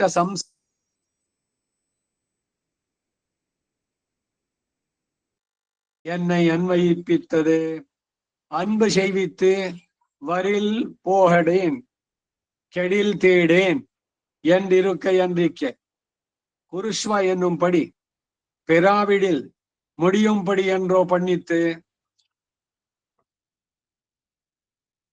ಅರಿಯ ಕಾಲತ್ತುಳ್ಳೇ ಬಾಲ್ಯಾತ್ ಪ್ರವೃತ್ತಿ ಸುಸ್ನಿಗ್ಧ ಎಂಬಂತೆ ಅರಿವು ಇನ್ನೂ ಉಂಟಾಗಿರದ ಬಾಲ್ಯದಲ್ಲಿ ಅಡಿಮೈ ಕಣ್ ಅನ್ಬು ಶೈವಿತ್ತು ಅಡಿಮೈ ಕಣ್ ಕೈಂಕರ್ಯದಲ್ಲಿ ಅಹಂ ಸರ್ವಂ ಕರಿಷ್ಯಾಮಿ ಎಂಬಂತೆ ಸಂಸಾರ ಗಂಧದ ಸ್ಪರ್ಶವೇ ಇಲ್ಲದ ನಿತ್ಯ ಸೂರ್ಯಗಳು ಮಾಡುವ ಕೈಂಕರ್ಯ ಕಾಲದಲ್ಲಲ್ವೋ ನನ್ನನ್ನು ನೀನು ಅನ್ವಯಿಸುವಂತೆ ಮಾಡಿದ್ದು. ಅನ್ಬು ಶೈವಿತ್ತು, ಸಿಕ್ಕಿದ್ರೆ ಬಿಡೇನು, ಕೆಟ್ಟು ಹೋದ್ರೆ ಅದಕ್ಕಾಗಿ ಹುಡುಕೋದಿಲ್ಲ ಎಂದು ಇರೋದಕ್ಕೆ ಪ್ರತಿಯಾಗಿ ಕುರುಶ್ವ ಎನ್ನುವಂತೆ ಲಭಿಸದೇ ಇದ್ರೆ ತೀರಿ ಹೋಗುವಂತೆ ಅಲ್ವೋ ನೀನು ಮಾಡಿದ್ದು. ಈ ಬಯಕೆ, ನಿನ್ನನ್ನ ನೋಡ್ಬೇಕು ಅನ್ನುವ ಆ ಆರ್ತಿ, ಅದನ್ನ ಯಾರು ಉಂಟು ಮಾಡಿದವರು? ಅದು ಅತೀವ್ರವಾಗಿ ನಿನ್ನನ್ನು ಕಾಣದೆ ನಾನು ಇರಲಾರೆ, ಒಂದು ಕ್ಷಣವೂ ನಾನು ಬದುಕಲಾರೆ. ಇಲ್ಲಿನ ಸುಖಗಳೆಲ್ಲ ನನಗೆ ಎಲ್ಲವೂ ಕ್ಲೇಶವಾಗಿ ಕಾಣಿಸ್ತಾ ಇದೆ. ಇಲ್ಲಿ ಸುಖ ಇಲ್ಲ, ಬರೀ ದುಃಖ ಮೂಲ, ದುಃಖಜನ್ಯ, ದುಃಖದಲ್ಲೇ ಪರ್ಯವಸಾನವಾಗಿದ್ದು. ಸಂಸಾರದಲ್ಲಿ ಸುಖ ಇಲ್ಲ ಅನ್ನೋ ಅರಿವನ್ನು ಯಾರು ಉಂಟು ಮಾಡಿದವರು? ಅವನನ್ನು ಆಶ್ರಯಿಸ್ಬೇಕು ಅಂತ ಹೇಳಿದವರು ಯಾರು? ಎಲ್ಲವೂ ಅವನದೇ ಕೃಪೆ. ಹೀಗೆ ನೀ ಮಾಡಿದ ಉಪಕಾರಗಳು ಒಂದೇ ಎರಡೇ. அரியா இத்தியாதி பிள்ளாய் ஊமத்தங்காய் தின்று பிரமித்தாரை போல அச்சித் சம்சிருஷ்டனாயிருக்கிற என்னை கிடீரிப்படி பண்ணித்து அறிவு கேட்டை பண்ணக்கடவதான பிரகிருதி சம்சிருஷ்டனாயிருக்கிற அடியேனை இதெங்கே சிறைப்பட்டாலும் நல்லது நம் வஸ்துவன்றோ என்று வைத்தாயால் இத்தண்ணீர் பந்தலை வைத்தாயால் என்கிறார். அரியா மாயத்தடியேனை அரியா காலத்துள்ளே அடிமை கண் அன்பு செய்வித்து வைத்தாயால். இதுக்கு நல்ல நிதர்சனம் முந்து அறியாமை இத்தியாதி நெஞ்சறியாதபடி காரியம் செய்வாரை போலே திருமார்வில் இருக்கிற நாச்சியாரும் கூட அறியாமே வாமன வேஷத்தை பரிகிரகித்து கொள்வன் நான் மாவலி என்றா போலே நிலம் மாவலி மூவடி என்று ಅನನ್ವಿತ ಭಾಷಣங்களை பண்ணி பண்ணுமிருந்து பழக்கம் ಉಂಟಾಗಿಲಿರೆ ಅನ್ವಿತ ಭಾಷಣ ಪಣ್ಣುವುದು. ಇಷ್ಟಕ್ಕೆ ಕನ್ನಡ ಅವತರಣಿಕೆ. ಅರಿಯ ಇತ್ಯಾದಿ ಮಗನೇ, ಹುಚ್ಚು ಹಿಡಿಸುವ ಕಾಯಿಯನ್ನು ತಿಂದು ಭ್ರಮಿಸಿದವರನ್ನು ಹೇಗೋ ಹಾಗೆ ಅಚಿತ್ ಸಂಸೃಷ್ಟನಾಗಿರುವ ನನ್ನನ್ನ ಹೀಗೆ ಉಪಕರಿಸಿದ್ದು. ಅಜ್ಞಾನ ವರ್ಧಕವಾದ ಪ್ರಕೃತಿಯೊಡನೆ ಸಂಸ್ಪೃಷ್ಟನಾಗಿರುವ ನನ್ನನ್ನ ಇವನು ಎಲ್ಲಿ ಸೆರೆಯಲ್ಲಿದ್ರೂ ಒಳ್ಳೆ ಇದೆ, ನಮ್ಮ ವಸ್ತು ಅಲ್ವೋ ಎಂದು ವೈತಾಯಾಲ್ ಈ ತಣ್ಣೀರಿನ ಅರವಟಿಗೆಯನ್ನ ಇಟ್ಟಿದ್ದೀಯೇ ಅಂತ ಹೇಳ್ತಾರೆ. ಅರಿಯಾಮ ಮಾಯ ತಡಿಯೇನೈ ಅರಿಯಾ ಕಾಲತ್ತುಳ್ಳೇ ಅಡಿಮೈಕ್ಕಣ ಅನ್ಬು ಶೈವಿತ್ತು ವೈತಾಯ. ಇದಕ್ಕೆ ಒಳ್ಳೆ ನಿದರ್ಶನ ಉಂಟು. ಅರಿಯಾಮೈ ಇತ್ಯಾದಿ ತಮ್ಮ ಮನಸ್ಸಿಗೂ ತಿಳಿಯದಂತೆ ಕಾರ್ಯವನ್ನು ಮಾಡುವವರಂತೆ ದಿವ್ಯ ವಕ್ಷಸ್ಥಳದಲ್ಲಿರುವ ಶ್ರೀದೇವಿಯೂ ಕೂಡ ತಿಳಿಯದೇ ಇರುವಂತೆ ವಾಮನ ವೇಷವನ್ನು ಪರಿಗ್ರಹಿಸಿ ಕೊಳ್ಳುವನ್ ನಾನ್ ಮಾವಲಿ ಎಂದಂತೆ ನಿಲಂ ಮಾವಲಿ ಮೂವಡಿ ಎಂದು ಅನನ್ವಿತ ಭಾಷಣಗಳನ್ನು ಮಾಡಿ, ಹಿಂದೆ ಯಾಚನೆ ಮಾಡಿದ ಅಭ್ಯಾಸ ಇದ್ರಲ್ವೇ ಅನ್ವಿತ ಭಾಷಣವನ್ನು ಮಾಡಬಹುದಾದದ್ದು. ಹಿಂದೆ ಯಾರತ್ರನ ಹೋಗಿ ಬೇಡಿದ್ನ ಬಲಿ ಹತ್ರ ಬಂದಾಗ ಅದಕ್ಕೇನ್ ಪ್ರಾಕ್ಟೀಸ್ ಇತ್ತ? ಯಾರೋ ನೀನು ಅಂದ್ರೆ ನಾನು ಅನಾಥ ಅಂದವನು, ನನಗೆ ಯಾರು ನಾತರು ಇಲ್ಲ, ನಾನು ನಿಸ್ಸಮಾಭಿದಿಕ, ನನ್ ಕ್ವಶನ್ ಮಾಡೋ ಯಾರು ಇದ್ದಾರೆ? ಸರಿ ಹೋಗ್ಲಿ, ನಿನ್ ತಂದೆ ಯಾರು ಅಂದ. ನೈವ ದಾತಂ ಸ್ಮರಾಮಿ ಅಂತಾನೆ, ನನ್ಗೆ ಯಾರು ನೆನಪಿಲ್ಲ ಅಂತ. ಈಗಿನವ್ರು ಹುಡುಗರು ಹೇಳ್ಬೋದು, ಏನೋ ನಿನ್ ತಂದೆ ಹೆಸರು, ಅಯ್ಯೋ ಗೊತ್ತಿಲ್ಲ, ನಾನೇನೋ ಹೇಳ್ತಾ ಇದ್ದೆ, ಡ್ಯಾಡ್ ಡ್ಯಾಡ್ ಅಂತಿದ್ದೆ ಅಷ್ಟೇ, ಡ್ಯಾಡ್, ಅವನ ಹೆಸರೇ ಗೊತ್ತಿಲ್ಲ. ಆ ತರದಲ್ಲಿ ನೈವ ತಾತಂ ಸ್ಮರಾಮಿ ಅಂತ ಅವನು. ಆಯ್ತಪ್ಪ, ಏನ್ ಬಂದಿದ್ದು ಇವಾಗ, ಏನ್ ಬೇಕು ನಿನಗೆ? ತ್ರಿಪದ ಪರಿಮಿತ ಭೂಮಿ, ನನ್ನ ಕಾಲಿನಲ್ಲಿ 3 ಹೆಜ್ಜೆ ಭೂಮಿ ಅಂದ. ಜೋರಾಗಿ ನಗ್ಬಿಟ್ಟ ಬಲಿ. ಏನೋ ನಾನ್ ಯಾರು ಗೊತ್ತೇನೋ, ಕಲ್ಪ ವೃಕ್ಷದ ಮುಂದೆ ಹೋಗ್ಬಿಟ್ಟು ನನ್ಗೊಂದು ಕೌಪೀಣ ಕೊಡು ಅಂತಂದ್ರೆ ಕಲ್ಪ ವೃಕ್ಷಕ್ಕೆ ಏನಾದ್ರು ದೋಷ ಇದೆಯಾ? ಕೇಳೋವನಿಗೆ ಏನ್ ಕೇಳ್ಬೇಕು ಅನ್ನೋದು ಗೊತ್ತಾಗೋದ್ ಬೇಡವೆ? ಹಾಗೆ ಹೇಳ್ತಾನೆ, ನಾನ್ ಯಾರು ಗೊತ್ತೇನೋ, 3 ಲೋಕಕ್ಕೆ ಅಧಿಪತಿ. ಇವಾಗ ಸ್ವರ್ಗವನ್ನು ಇಂದ್ರನಿಂದ ಅವನು ಪರಾಜಯ ಹೊಂದಿ ಅಡ್ಕೊಂಡ್ಬಿಟ್ಟಿದ್ದಾನೆ. ಇಲ್ಲ, ಇವಾಗ ಅಲ್ಲಿ ನಾನೇ 3 ಲೋಕಕ್ಕೂ ಅಧಿಪತಿ. 1 ಲೋಕ ಕೇಳೋ, ಕೊಡ್ತೀನಿ. ಎಂತದಿದು, ನಿನ್ ಕಾಲಲ್ಲಿ 3 ಹೆಜ್ಜೆನ ಅಂತ. ಬೇಡಪ್ಪ, ನಮ್ಗೆಲ್ಲ ಏನ್ ಹಿರಿಯರು ಹೇಳಿದ್ದಾರೆ ಅಂದ್ರೆ, ಯಾರೋ ಕೊಡ್ತಾರೆ ಅಂದ್ರೆ ಹೋ ಸರಿ ಎಲ್ಲದನ್ನು ಕೊಟ್ಬಿಡಿ ಅಂತ ಹೇಳುವಂತದ್ದು ಗ್ರೀಡಿನೆಸ್ ಆಗುತ್ತೆ, ಲೋಭ ಅದು. ನಾನ್ ನಿನ್ನನ್ನ ಫಸ್ಟ್ ಕೇಳಿದ್ 3 ಹೆಜ್ಜೆ, 3 ಹೆಜ್ಜೆ ಕೊಡು ಸಾಕು, ಆ 3 ಹೆಜ್ಜೆನಲ್ಲಿ ನಾ ಏನ್ ಮಾಡ್ತೀನಿ ನೋಡು ನೀನ್ ಆಮೇಲೆ ಅಂತ. ಅವಳು ವಿಂಧ್ಯಾವಳಿ ಪತ್ನಿ ಕರೆದ, ನೀರ್ ಬಿಡು ಅಂದ. ಶುಕ್ರ ಹೇಳ್ತಾ ಇದ್ದಾನೆ, ರಾಜಗುರು, ರಾಕ್ಷಸರ ಗುರು ಆಗಿದ್ದವನು, ಬೇಡವೋ ಬಲಿ ಹಾಳಾಗ್ಬಿಡ್ತೀಯ, ಅವನು ಬಂದಿರೋನು ಮಾಯಾವಿ ವಿಷ್ಣು, ಅವನ್ ಕೇಳಿದ್ ಕೊಡ್ಬೇಡ ಅಂದ. ಯಾರ್ ಕೇಳಿದ್ರು ಕೊಡ್ತೀನಿ ಅಂತ ಸಂಕಲ್ಪ ಮಾಡಿದೀನಿ ಗುರುಗಳೇ, ಈ ಯಜ್ಞ ಮಾಡಿಬೇಕಾದ್ರೆ ವಿಷ್ಣು ಬಂದ್ರೆ ಅವನ್ ಕೇಳಿದ್ರು ಕೊಡ್ತೀನಿ ಅಂತ. ಹಾಗಾದ್ರೆ ನೀನ್ ಹಾಳಾಗ್ ಹೋಗು ಅಂತಂದ ಅವನು. ಗುರುನು ಶಾಪ ಕೊಟ್ಟ. ಆದ್ರೆ ಏನಾಯ್ತು, ಇಂದ್ರನಿಗೆ ತನ್ನ ಲೋಕದ ಆಧಿಪತ್ಯ ಬೇಕಾಗಿತ್ತು, ಸೋತ್ ಬಿಟ್ಟಿದ್ದಾನೆ ಬಲಿ ಹತ್ರ. ಭಗವಂತನ ಹತ್ರ ಬಂದು ಹೇಳ್ಕೊಟ್ಟಿದ್ದು. ಹೇಳ್ದ ಭಗವಂತ, ನೋಡೋ ಅವನೊಂದು ಯಜ್ಞ ಮಾಡ್ತಾನೆ, ಇವಾಗ ಸಂಕಲ್ಪ ಮಾಡಿದಾನೆ, ಯಾರು ಏನ್ ಕೇಳಿದ್ರು ಕೊಡ್ತಾನೆ, ಅದವನ್ ಸಂಕಲ್ಪ. ಅವನು ಧರ್ಮಿಷ್ಠ, ಪ್ರಹ್ಲಾದ ವಂಶೀಜ, ಮಾತಿಗೆ ತಪ್ಪೋದಿಲ್ಲ, ಹೋಗ್ ಕೇಳು ಕೊಡ್ತಾನೆ ಅಂತ. ನಾನ್ ಸೋತ್ಬಿಟ್ಟು ನಾನು ಅವನ ಹತ್ರ ಹೋಗಿ ಕೇಳೋದು, ನನ್ನ ಮರ್ಯಾದೆ ಏನು, ನಾನು ದೇವಗಣಕ್ಕೆ ಅಧಿಪತಿ, ನಾನು ಅದಕ್ಕೆ ನೀನು ಕೇಳ್ಬಿಟ್ಟು ನನಗೆ ಕೊಡ್ಸೋ. ಲೋಕದಲ್ಲೂ ಈ ರೀತಿ ಆಗುತ್ತಲ್ವೇ, ಯಾರ್ದೋ ಮುಂದೆ ನಾವು ಹೋಗ್ಬಿಟ್ಟು ಯಾಚನೆ ಮಾಡಿದ್ರೆ ನಮ್ಗೆ ಅವಮಾನ, ಅವರು ಇಲ್ಲ ಅಂದ್ಬಿಟ್ರೆ ಅದಕ್ಕೇನು ಅಂದ್ರೆ, ನೀವ್ ಹೋಗ್ಬಿಟ್ಟು ಅವ್ರನ್ನ ಕೇಳ್ಬಿಟ್ಟು ಕೊಡ್ಸ್ಬಿಡು, ತಗೊಂಡ್ ಬಂದ್ಬಿಡು. ಅವನೇನಾದ್ರು ಇಲ್ಲ ಅಂದ್ರೆ ಅವಮಾನ ಏನಿದ್ರು ನಿಂಗೆ ಹಾಕೊಳ್ಳಿ, ಆದ್ರೆ ಸಿಕ್ಕಿದ್ರೆ ಮಾತ್ರ ಅದ್ ನನಗ್ ಬೇಕು. ಇದು ಲೋಕದಲ್ಲಿ ರೀತಿ.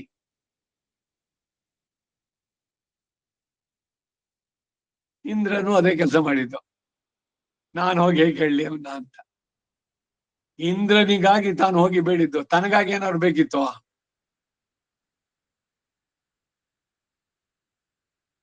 ಸಮಸ್ತವೂ ಭಗವಂತನಿಗೆ ಸೇರಿದ್ದು. ಅದನ್ನ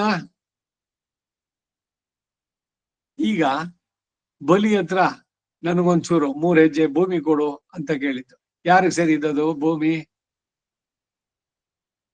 ಹಿಂದಿನ ಕಾಲಕ್ಕೆ, ಈಗಿನ ಅನ್ವಯ ಅಲ್ಲ. ಏನು, ಪುರುಷನಾದವನು ಭರ್ತ, ಉದ್ಯೋಗಂ ಪುರುಷ ಲಕ್ಷಣ. ಈಗ ಸ್ತ್ರೀಯರಿಗೆ ಅತಿರೇಕ ಲಕ್ಷಣ ಅದು. ಅವನು ತಂದಂತ ಹಣವನ್ನು ಪೂರ್ಣವಾಗಿ ಪತ್ನಿಯಲ್ಲಿ ಕೊಟ್ಟು ನೀನು ನಮ್ಮ ಕುಟುಂಬದ ಸಂಸಾರದ ನಿರ್ವಹಣೆ ಮ್ಯಾನೇಜ್ ಮಾಡೋ, ಇರೋದಿಷ್ಟು, ಇಷ್ಟರಲ್ಲಿ ಯು ಶುಡ್ ಮ್ಯಾನೇಜ್ ಅಂತ ಅವಳು ವ್ಯವಸ್ಥಿತವಾಗಿ ಮಾಡ್ತಾ ಇದ್ಲು. ಹಾಸಿಗೆ ಇದ್ದಷ್ಟು ಕಾಲು ಚಾಚು ಅಂತ. ಆಮೇಲೆ 1ನೇ ತಾರೀಕು ಬಂದಿದ್ದನ್ನೆಲ್ಲ ಹೆಂಡತಿ ಕೊಟ್ಟು, ಮಾರನೇ ದಿವಸ ಬೆಳಗ್ಗೆ ಆಫೀಸ್ಗೆ ಹೋಗ್ಬೇಕಾರೆ ಒಂದು 10-15 ರೂಪಾಯಿ ಕೊಡ್ತೀಯಾ, ಪೆಟ್ರೋಲ್ ಹಾಕಿಸ್ಬೇಕು ಗಾಡಿಗೆ. ಏನ್ರಿ ಆ ಸಲ ಕೊಟ್ಟಿದ್ದೇನಾಯ್ತು, ಪೆಟ್ರೋಲ್ ಏನೋ ಪೂರ ಖಾಲಿ ಆಗೋಯ್ತಾ ಅಂತ ಕೇಳ್ತಾಳ ಅವಳು. ದುಡ್ಡು ಯಾರ್ದು? ಹಾಗೆ ಇಲ್ಲಿ ಬಲಿಗೆ ಭಗವಂತ ಹೋಗ್ಬಿಟ್ಟು ನನ್ ದಾನ ಕೇಳ್ತಾ ಇದ್ದಾನೆ. ಏನೋ ಇದು 3 ಹೆಜ್ಜೆ ಕೇಳ್ತಾ ಇದೀಯಾ ಅಂತಾನ ಅವನು. ಬೇಡಪ್ಪ, ನಾವು ಧರ್ಮದಿಂದ ಇರ್ಬೇಕು. ನೀನ್ ಕೊಡ್ತೀಯಾ ಅಂತ ಅಂದ್ಬಿಟ್ಟು ನಾನು ಹೆಚ್ಚಿಗೆ ಕೇಳೋದಲ್ಲ. ಅದು ದಾನವನ್ನು ಸ್ವೀಕಾರ ಮಾಡುವವನಿಗೆ ಲಕ್ಷಣ ಅಲ್ಲ. ಅವನ್ ಕೇಳಿದ್ 3 ಹೆಜ್ಜೆ, 3 ಹೆಜ್ಜೆ ಕೊಡು ಸಾಕು. ಆ 3 ಹೆಜ್ಜೆ ಇಂಥದ್ದು ಅಂತ ನಿನ್ಗೆ ಆಮೇಲೆ ಗೊತ್ತಾಗತ್ತೆ ಅಂತ ಹೇಳಿ ಮೋಸದಿಂದ ಬಲಿಯನ್ನ ವಂಚಿಸಿ ತಗೊಂಡ್ ಬಂದಿದ್ದಲ್ವೇ.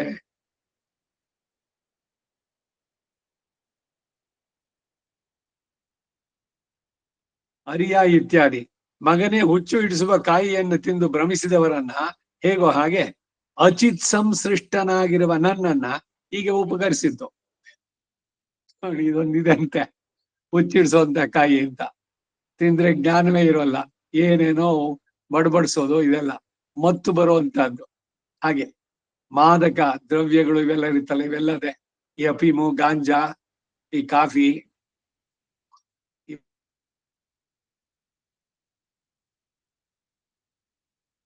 ಅಂತಾರೆ.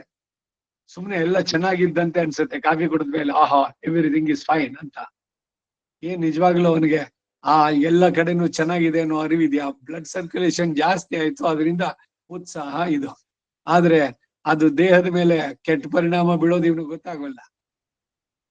ಹಾಗೆ ಹುಚ್ಚಿಡ್ಸೋ ಕಾಯಿಯನ್ನ ತಿಂದು ಭ್ರಮಿಸಿದವನನ್ನ ಹೇಗೋ ಹಾಗೆ ನಾನು ಈ ಪ್ರಕೃತಿಯ ಸಂಬಂಧದಲ್ಲಿದ್ದು ಶರೀರವೇ ನಾನು ಅನ್ನುವ ಸ್ಥಿತಿನಲ್ಲಿದ್ದವನು ನಾನು.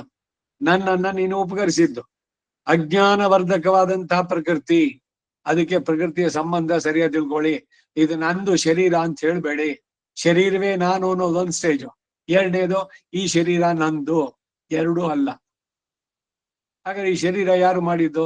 ತಂದೆ ತಾಯಿ ಅದಕ್ಕೆ ಕಾರಣರು. ಅದ್ರಲ್ಲ ತಂದೆ ತಾಯಿ ಬರೀ ನಿಮಿತ್ತ ಕಾರಣ ಅಷ್ಟೇ, ಇನ್ಸ್ಟ್ರೂಮೆಂಟ್. ಇಲ್ದಿದ್ದೆ ತಂದೆ ತಾಯಿ ಸೇರಿದಾಗ್ಲೆಲ್ಲ ಮಕ್ಕಳಾದ್ರೇನು? ಈ ಶರೀರವನ್ನು ಯಾರು ಉಂಟು ಮಾಡಿದವನು?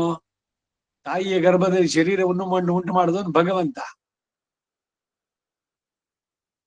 ಅದಕ್ಕೆ ಸೂಕ್ತವಾದಂತಹ ಸಂಸ್ಕಾರಗಳು, ಪುಂಸವನ, ಸೀಮಂತವನ್ನ ಇವೆಲ್ಲ ನಡೆಸಿದ್ರಿಂದ ಅಲ್ಲಿ ಇಂತಹ ಒಳ್ಳೆ ಚೇತನ ಅಲ್ಲಿ ಬರ್ಲ್ಬೇಕು ಅಂತ, ಒಳ್ಳೆ ಚೇತನ ಉಂಟು ಮಾಡೋದಕ್ಕಾಗಿ ಸಂಕಲ್ಪಿಸೋನು ಯಾರು?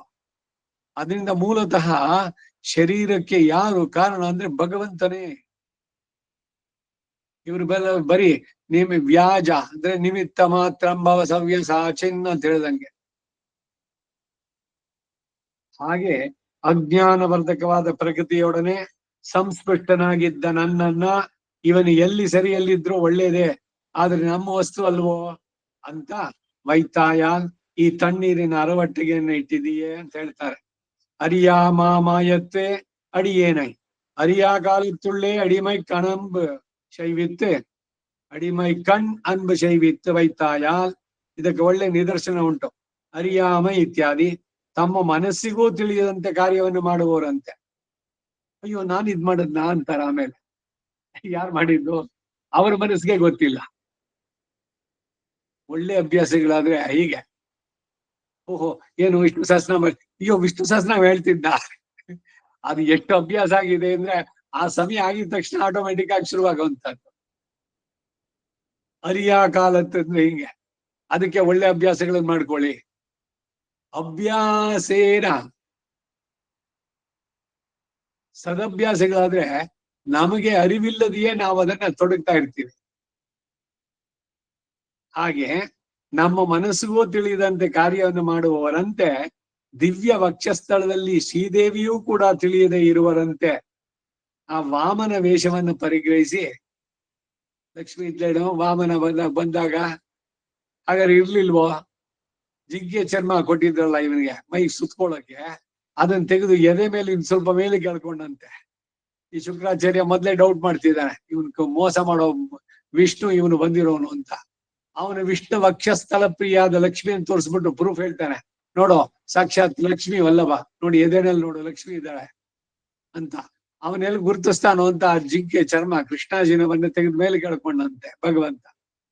ಹಾಗೆ ಆ ಶ್ರೀದೇವಿಗೂ ಕೂಡ ತಿಳಿಯದೇ ಇರುವಂತೆ ವಾಮನ ವೇಷವನ್ನು ಪರಿಗ್ರಹಿಸಿ ಕೊಳ್ಳವನ್ ನಾನ್ ಮಾವಲಿ ಎಂದಂತೆ ನಿಲಂ ಮಾವಲಿ ಮೂವಡಿ ಎಂದು ಅನನ್ವಿತ ಭಾಷಣಗಳನ್ನು ಮಾಡಿ, ಹಿಂದೆ ಯೋಚನೆ ಮಾಡಿದ ಅಭ್ಯಾಸ ಇದ್ರಲ್ವೇ ಅನ್ವಿತ ಭಾಷಣವನ್ನು ಮಾಡೋದು.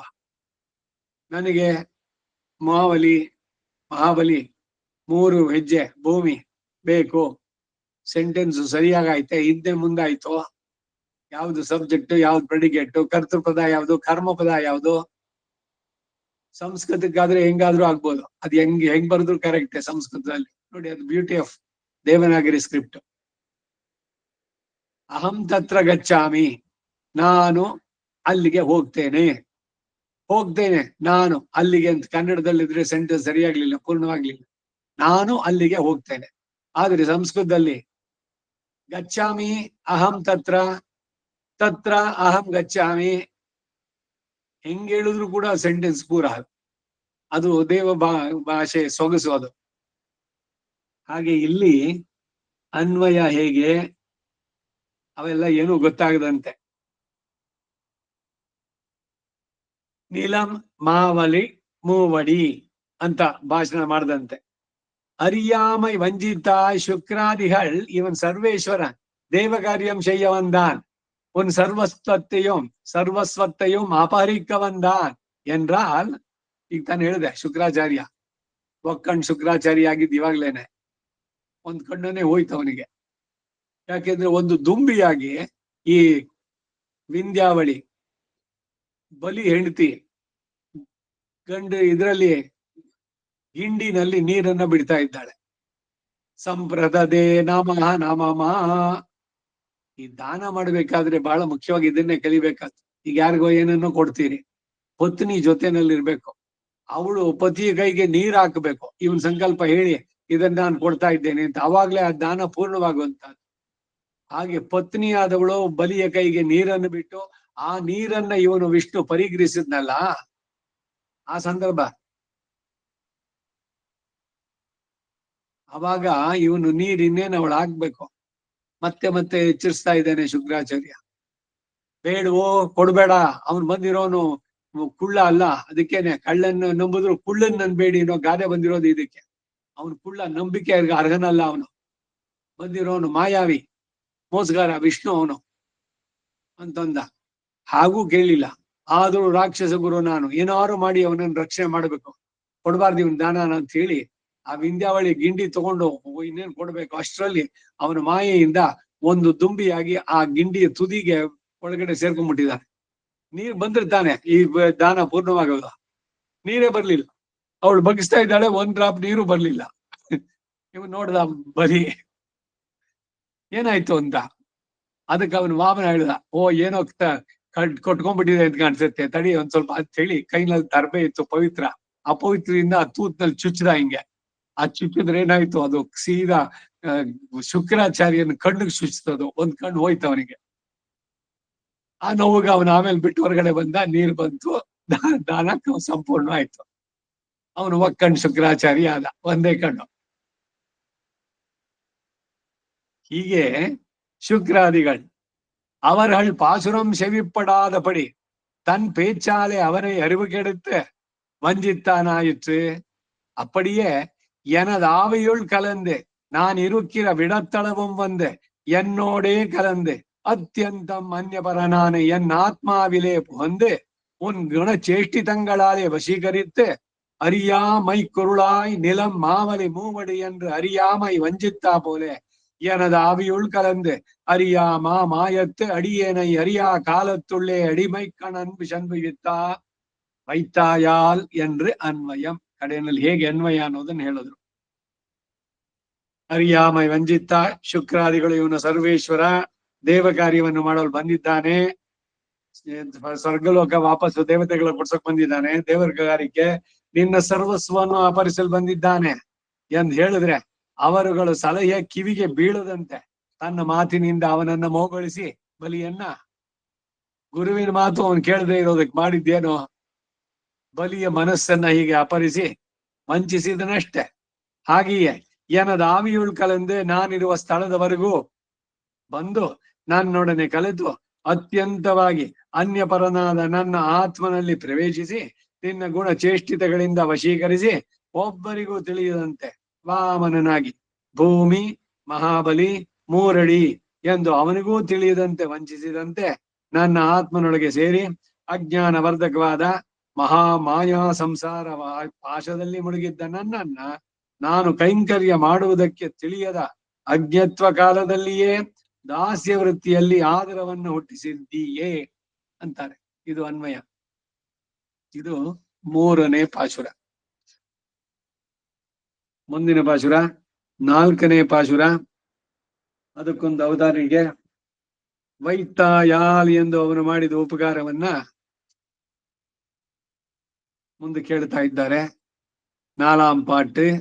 வைத்தாயால் என்ற அவன் பண்ணின உபகாரத்தை அனுசந்தித்து இங்கனே கிடந்து நெஞ்சாரல் படான் இல்லாதே பிரத்யுபகாரமாக உம்மதாயிருப்பது ஒரு வஸ்துவை கொடுத்து நெஞ்சாரல் திருமாட்டீரோ என்ன அப்படியே இரே செய்வது என்று அவன் திருவடிகளிலே ஆத்ம சமர்ப்பணத்தை பண்ணி அனுசயிக்கிறார்.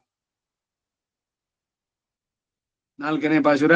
ವೈತಾಯಾಲ್ ಎಂದು ಅವನು ಮಾಡಿದ ಉಪಕಾರವನ್ನು ಅನುಸಂಧಾನ ಮಾಡಿ ಹೀಗೆ ಇದ್ದು ಮನೋದುಃಖವನ್ನಾಗ್ಲಿ ವಿಚಾರವನ್ನ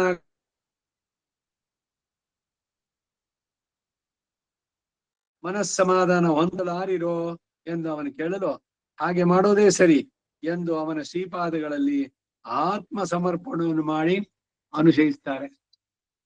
எனதாவியுள் கலந்த பெருநல்லது உதவி கைமாறு எனதாவி தந்தொழிந்தேன் இனி மீள்வது என்பதுண்டே எனதாவியும் நீ பொழிலேடும் உண்டையந்தாய் எனதாவியார் யானார் தந்த நீ கொண்டாக்கினையே. பொழிಲೇಳುಂ ಉಂಡ ಪ್ರಳಯದಲ್ಲಿ 7 ಲೋಕಗಳನ್ನ ಉದರದಲ್ಲಿಟ್ಟು ರಕ್ಷಿಸಿದಂತಹ ಎಂದಾಯ್ ನನ್ನ ಸ್ವಾಮಿಯೇ, ಎನದು ಆವಿ ಉಳ್ಕಲಂದ ನನ್ನ ಆತ್ಮನೊಳಗೆ ನೀನು ಒಂದಾಗಿ ಸೇರಿದೆ. ಅನೇನ ಜೀವೇನ ಆತ್ಮನ ಅನುಪ್ರವಿಶ್ಯ ನಾಮರೂಪ ವ್ಯಾಕರವಾಣಿ. ಆತ್ಮವನ್ನ ತಾನೇ ಸಿದ್ಧ ಮಾಡಿದಂತಹ ಪಾಂಚಭೌತಿಕವಾದ ಶರೀರ, ಪಂಚಭೂತಗಳಿಂದಾದ ಶರೀರವನ್ನ ಉಂಟು ಮಾಡಿ ಅದರಲ್ಲಿ ಗರ್ಭದಲ್ಲಿ ಈ ಜೀವಾತ್ಮನನ್ನ ಕಳಿಸಿ ಅದರಲ್ಲಿ ತಾನು ಅಂತರ್ಯಾಮಿಯಾಗಿದ್ದು ಅವನು ಹೋಗಿದ್ದಾನೆ. ಹಾಗೆ ಬಂದು ರಕ್ಷಿಸಿದಂತ ನನ್ನ ಸ್ವಾಮಿ, ಎನದಾವಿ ಉಳ್ಕೊಳ್ಳಂದ ನನ್ನ ಆತ್ಮನೊಳಗೆ ನೀನು ಒಂದಾಗಿ ಸೇರಿದ ಪೆರುನಲ್ ಉದವಿ ಒಳ್ಳೆಯ ಮಹೋಪಕಾರಕ್ಕೆ ಕೈ ಮಾರಿ ಪ್ರತ್ಯುಪಕಾರವಾಗಿ ಎನದು ಆವಿ ನನ್ನ ಆತ್ಮವನ್ನ ತಂದೊಳಿಂದೆ ನಿಮಗೆ ಸಮರ್ಪಿಸಿಬಿಟ್ಟೆ. ನಿನಗೆ ನೀನು ಮಾಡಿದ ಈ ಉಪಕಾರಕ್ಕೆ ಏನನ್ನು ಕೊಡ್ಲಿ, ನನ್ನನ್ನೇ ನಾನು ಪೂರ್ಣವಾಗಿ ನಿನಗೆ ಒಪ್ಪಿಸ್ಬಿಟ್ಟಿದ್ದೀನಿ. ಸೀತೆಯನ್ನ ಕಂಡೆ ಅಂತ ಹನುಮಂತ ಬಂದು ಹೇಳದ. ಆಮೇಲೆ ರಾಮ ಏನನ್ನ ಕೊಟ್ರೆ ನಿನಗೆ ಈ ಉಪಕಾರಕ್ಕೆ ಪ್ರತಿಯಾಗಿ ನಾನು ಕೊಟ್ಟಂಗಾಗುತ್ತೆ, ನನ್ನನ್ನೇ ನಾನು ಪೂರ್ಣವಾಗಿ ನಿಂಗೆ ಕೊಟ್ಟು ಬಿಡ್ತೀನಿ ಅಂತ ಅವನನ್ನು ಆಲಂಗಿಸಿಕೊಂಡ. ರಾಮನಿಗೂ ಆಂಜನೇಯನಿಗೂ ಆದಂತ ಆಲಿಂಗನ. ಈ ಗಿರಿನಗರದಲ್ಲಿ ಒಂದು ದೇವಸ್ಥಾನ ಇದೆ, ಅದ್ ಮೇಲ್ಗಡೆ ರಾಮ ಆಂಜನೇಯ ಒಬ್ಬರೊಬ್ರು ಆಲಂಗಿಸಿಕೊಂಡಿರೋದಂತ ಇದನ್ನ ಒಂದು ಇದ್ ಮಾಡಿದ್ದಾರೆ ಅಲ್ಲಿ. ಅದಕ್ಕೆ ಮುಂದೆ ಅನ್ರು ಚರಾಚರಂಗಳೈ ವೈಗುಂದತ್ತೇ ಏರಿ ಈ ಪೆರ್ಮಾಳ್ ತಿರುಮಳಿ ಶಾತಮರೆ ಪಾಟ್ನಲ್ಲಿ ಚೆರ ಆಚಾರ್ಯಗಳನ್ನೆಲ್ಲ ಕರ್ಕೊಂಡು ಹೋಗ್ಬೇಕಾದ್ರೆ ಯಾರ್ಯಾರು ಬರ್ತೀರೋ ಬನ್ನಿ ನನ್ ಜೊತೆ ಅಂತ ಹೇಳಿದಾಗ ಆಂಜನೇಯನನ್ನು ಕರೆದ ರಾಮ. ನಾ ಬರೋಲ್ಲ ಅಂದ ಇವನು. ಯಾಕೆ ಅಂತ ಅಂದ ಅವನು. ಎಲ್ರೂ ಬಯಸೋದು ಮೋಕ್ಷ, ಆ ಮೋಕ್ಷಕ್ಕೆ ಬರೋಲ್ಲ ಅಂತೀಯಲ್ಲ. ಇಲ್ಲ, ನಿನ್ನನ್ನು ಆಲಂಗಿಸಿಕೊಂಡಿರೋ ಈ ಶರೀರ ಇದೆಯಲ್ಲ, ಇದನ್ನ ಬಿಟ್ಬಿಟ್ಟು ಬರ್ಬೇಕಲ್ಲ, ಈ ಶರೀರ ಬಿಡೋಕ್ ನನಗೆ ಇಚ್ಛೆ ಇಲ್ಲ ಅಂದ ಆಂಜನೇಯ. ಹಾಗಿದ್ರೆ ಒಂದ್ ಕೆಲಸ ಮಾಡು, ಎಲ್ಲಿಯ ತನಕ ಈ ಲೋಕದಲ್ಲಿ ರಾಮನಾಮ ಇರುತ್ತೋ ಅಲ್ಲಿ ತನಕ ಇದ್ಬಿಟ್ಟು ಆಮೇಲೆ ಪ್ರಳಯದ ಇದ್ರಲ್ಲಿ ನೀನು ಬಾ ಅಂತ ಹೇಳ್ಬಿಟ್ಟು ಹೋದ. ಅದಕ್ಕೆ ಎತ್ರ ಎತ್ರ ರಘುನಾಥ ಕೀರ್ತನ ತತ್ರ ತತ್ರ ಕೃತ ಮಸ್ತಕಾಂಜಲಿ ಬಾಷ್ಪವಾರಿ ಪರಿಪೂರ್ಣ ಲೋಚನ ಮಾರುತಿಂ ನಮತ ರಾಕ್ಷಸಾಂತಕಂ. ಅವನನ್ನ ಕೊಂಡಾಡ್ಬೇಕ. ಎಲ್ಲಿ ರಾಮನಾಮ ಉಂಟಾಗುತ್ತೋ ಅಲ್ಲಿ ಆಂಜನೇಯ ಹಾಜರು. ಹೀಗೆ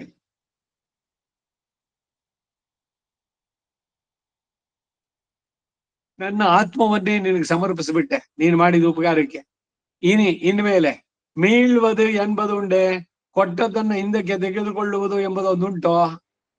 ಈಗ ಯಾರಿಗೂ ಏನೋ ಕೊಡ್ತೀರಿ, ಕೊಟ್ಬಿಟ್ಟು ಇಲ್ಲಿ ವಾಪಸ್ ಕೊಡಿ ಅದನ್ನ ಅಂತಂದ್ರೆ ಕೊಟ್ಟಂಗಾಗತ್ತ? ಕೊಟ್ಬಿಟ್ಟು ವಾಪಸ್ ತಗೊಂಡಂಗೆ ಆ ತರದ್ ಏನಾದ್ರು ಉಂಟು? ಇಲ್ವಲ್ಲ. ಎನದು ಆವಿ ನನ್ನ ಆತ್ಮನಿಗೂ ಆತ್ಮನಾದವ ನೀನು ಪರಮಾತ್ಮ. ಅದಕ್ಕೆ ದೇವಾದಿದೇವ ಶ್ರೀ ವಾಸುದೇವ ಎಲ್ಲರ ಆತ್ಮಕ್ಕೆ ಆತ್ಮನಾಗಿರುವನು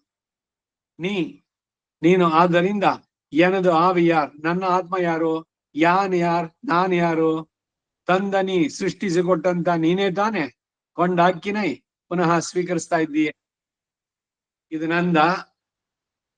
ಈಗ ತಾನು ಹೇಳಿದ್ನಲ್ಲ, ಪತ್ನಿ ಕೈಗೆ ಸಂಬಳ ಎಲ್ಲ ಕೊಟ್ಬಿಟ್ಟು ನನ್ಗೊಂದ್ ಸ್ವಲ್ಪ ದುಡ್ಡು ಕೊಡ್ತೀಯಾ, ನಿನ್ಗೆ ಯಾಕೆ ಅಷ್ಟು ಕೊಡ್ಬೇಕು ಅಂತ ಅವಳು ಕೇಳಿದ್ರೆ ಅವಳ್ದ ಆ ದುಡ್ಡು ಅದ. ಹಾಗೆ ಬಲಿ ಕೊಡ್ಬೇಕಾದ್ರೆ ಅದೆಲ್ಲ ಯಾರಿಗೆ ಸೇರಿದ್ದು? ನನ್ಗೊಂದ್ 3 ಹೆಜ್ಜೆ ಭೂಮಿ ಕೊಡು ಅಂತ ಕೇಳಿದ್ನಲ್ಲ. ಹೀಗೆ ನಾನ್ ಯಾರು? ತಂದ ನೀ ಸೃಷ್ಟಿಸಿಕೊಟ್ಟಂತ ನೀನು ತಾನೆ ಕೊಂಡಾಕಿನೇ ಅದನ್ನು ಪುನಃ ಸ್ವೀಕರಿಸ್ತಾ ಇರೋದು. ನಿನ್ನದೇ ಆದ ವಸ್ತುವನ್ನ ಈಗ ನಾನು ನಾನು ನಿನ್ ಕೊಡ್ತಾ ಇದ್ದೀನಿ ಅಂತ ಕೊಡ್ತಾ ಇದ್ದೀನಿ. ಮಾಂ ಮದೀಯಂಚನಿಖಿಲಂ ಚೇತನ ಅಚೇತನಾತ್ಮಕ ಸ್ವಕೈಂಕರ್ಯ ಕರಣಂ. ಈ ಮೊದಲು ಅದು ನಿಂದಾಗಿತ್ತಾ? ಈ ಆತ್ಮ ಅನ್ನೋದು ಯಾರಿಗೆ ಸೇರಿದ್ದು? ನಾನು ಅನ್ನೋದು ಯಾರಿಗೆ ಸೇರಿದ್ದು? ಭಗವಂತನಿಗೆ ಸೇರಿದ್ದು. ಅಹಂ ನಾರಾಯಣಾಯ ಭವೇಯಂ ನ ಮಮ ಸ್ಯಾಂ. ನಾನು ನನ್ನವನಲ್ಲ. ಆ ನಾನು ಅನ್ನುವ ಆತ್ಮವನ್ನ ನಿನಗೆ ಒಪ್ಸಿದ್ದೇನೆ. ಅದ್ರ ಜೊತೆಗಿರುವಂತ ಚೇತನ ಅಚೇತನಾತ್ಮಕಂ ಸ್ವಕೈಂಕರ್ಯೋಪಕರಣಂ ಹೇ ವರದ ಸ್ವೀಕರು ಸ್ವಯಂ. ನ್ಯಾಸ ದಶಕ ಬಹಳ ಸುಂದರವಾಗಿ ಪ್ರತಿದಿನ ಅದನ್ನ ಅನುಸಂಧಾನ. ಅದಕ್ಕೆ ಆರಾಧನೆಯಲ್ಲಿ ಸೇರಿಸಿರೋದು. ಚಂದನ ಬೇಕಾದ್ರೆ ಇದನ್ನ ಹೇಳ್ತಾ ನ್ಯಾಸ ದಶಕವನ್ನು ಹೇಳ್ತಾ ಅನುಸಂಧಾನ ಮಾಡೋದು. ಒಂದೊಂದು ಶ್ಲೋಕಗಳು ಎಷ್ಟು ಅರ್ಥಪೂರ್ಣ. ನಿನ್ನದೇ ಆದಂತ ಈ ಶರೀರ ಅದು ನಂದು ಅಂತ ಅನ್ಕೊಂಡ್ಬಿಟ್ಟಿದ್ದೆ. ನಾನು ಆತ್ಮಾಪಹಾರಿಯಾಗಿದ್ದೆ. ಅದನ್ನ ನಿನಗೆ ಒಪ್ಪಿಸ್ತಾ ಇದ್ದೀನಿ ಇವಾಗ. ಈ ಕ್ಷಣದಿಂದ ನೀವು ಒಪ್ಪಿಸಿದ ಮೇಲೆ ನಾನು ನನ್ನವನಾಗಿ ಉಳಿದಿಲ್ಲ. ಇನ್ನು ನಾನು ಅನ್ನೋದಿಲ್ಲ. ಯಾಕೆಂದ್ರೆ ನಾನು ನಿನ್ನವನಾಗ್ಬಿಟ್ಟೆ. ನಾನೇ ನನ್ನವನಲ್ಲ. ಇನ್ನು ನನ್ನ ಹೆಂಡತಿ, ನನ್ನ ಆಸ್ತಿ, ನಂದು ಅನ್ನೋದೇನಿದೆ? ನಂದು ಅನ್ನೋದು ಏನೂ ಇಲ್ಲ. ಮೊದಲು ಆ ನಾನು ಅಹಂಕಾರ, ಎರಡನೇದು ಮಮಕಾರ. ಈ ಎರಡು ಬಿಟ್ಬಿಟ್ರೆ ನಮ್ಮ ಉದ್ಧಾರ ಆಗೋಯ್ತು. ಬಹಳ ಸ್ವಲ್ಪ. ನೀನು ಮದೆಂಡಿವೈ ವೇರ್ ಮೊದಲ್ ಮಾಹಿತಿ ಮೊದಲನೇ 2ನೇ ಇದ್ರಲ್ಲೇ ನೋಡಿದ್ವಿ. ಇರೈ ಶೇರ್ಮೀನ್ ಅದನ್ನೇರ್ಕೆ ನಿರೆ ಇಲ್ಲೈ. ಬಹಳ ಸುಲಭ ಭಗವಂತನ ಪಡೆಯೋದು. ಈ ಪ್ರಾಕ್ಟೀಸ್ ಮಾಡ್ಬೇಕಷ್ಟೆ. ನಾನು ನನ್ನವನಲ್ಲ. ಅದಕ್ಕೆ ಪ್ರತಿದಿನ 108 ಬಾರಿ ಅಷ್ಟಾಕ್ಷರಿ ಜಪಿಸಿ. ತ್ರಿಕಾಲದಲ್ಲಿ ಪ್ರಾತರಧಿ ಯಾನೋ ರಾತ್ರಿಗತಂ ಪಾಪಂ ನಾಶಯತಿ, ಸಾಯಮಧಿ ಯಾನೋ ದಿವಸಗತಂ ಪಾಪಂ ನಾಶಯತಿ. ಮಾಧ್ಯಾಹ್ನಿಕದಲ್ಲಿ 12 ಗಂಟೆಗೆ ಪಂಚಪಾತಕ ಉಪಪಾತಕ ಆತ್ ಪ್ರಮೋಚ್ಯತೆ, ಸರ್ವವೇದ ಪಾರಾಯಣ ಪುಣ್ಯಂ ಲಭತೆ, ನಾರಾಯಣ ಸಾಯುಜ್ಯಂ ಅವಾಪ್ನೋತಿ. ಸಾಯುಜ್ಯಂ ಇದು ಉಪನಿಷತ್ತು. ಅಥರ್ವ ವೇದದ ಕಡೆ ಭಾಗ, ಅಥರ್ವ ಶಿರಸ್ಸು. ಏತದ್ ಅಥರ್ವ ಶಿರೋ ಯೋಧೀತೆ. ನಾರಾಯಣ ಉಪನಿಷತ್ತು. ಅವನಿಗೆ ಸೇರಿದಂತಹ ಈ ಆತ್ಮ ಅದು ನಾನೇ, ಎಲ್ಲ ನಂದೇ ಅನ್ನೋದ್ರಲ್ಲೇ ಇದ್ದು ಅನೇಕ ಕೋಟಿ ಜನ್ಮಗಳಲ್ಲಿ ಸುತ್ತಿ ಕಡೆಗೆ ಯಾವ ಸುಕೃತವೋ ಆಚಾರ್ಯನ ಕೃಪೆಯಿಂದ ಇಲ್ವೋ ನೀನು ನಿನ್ನವನಲ್ಲ, ನೀನು ಅವನಿಗೆ ಸೇರಿದವನು. ಅವನಿಗೆ ಒಪ್ಪಿಸ್ಬಿಡು.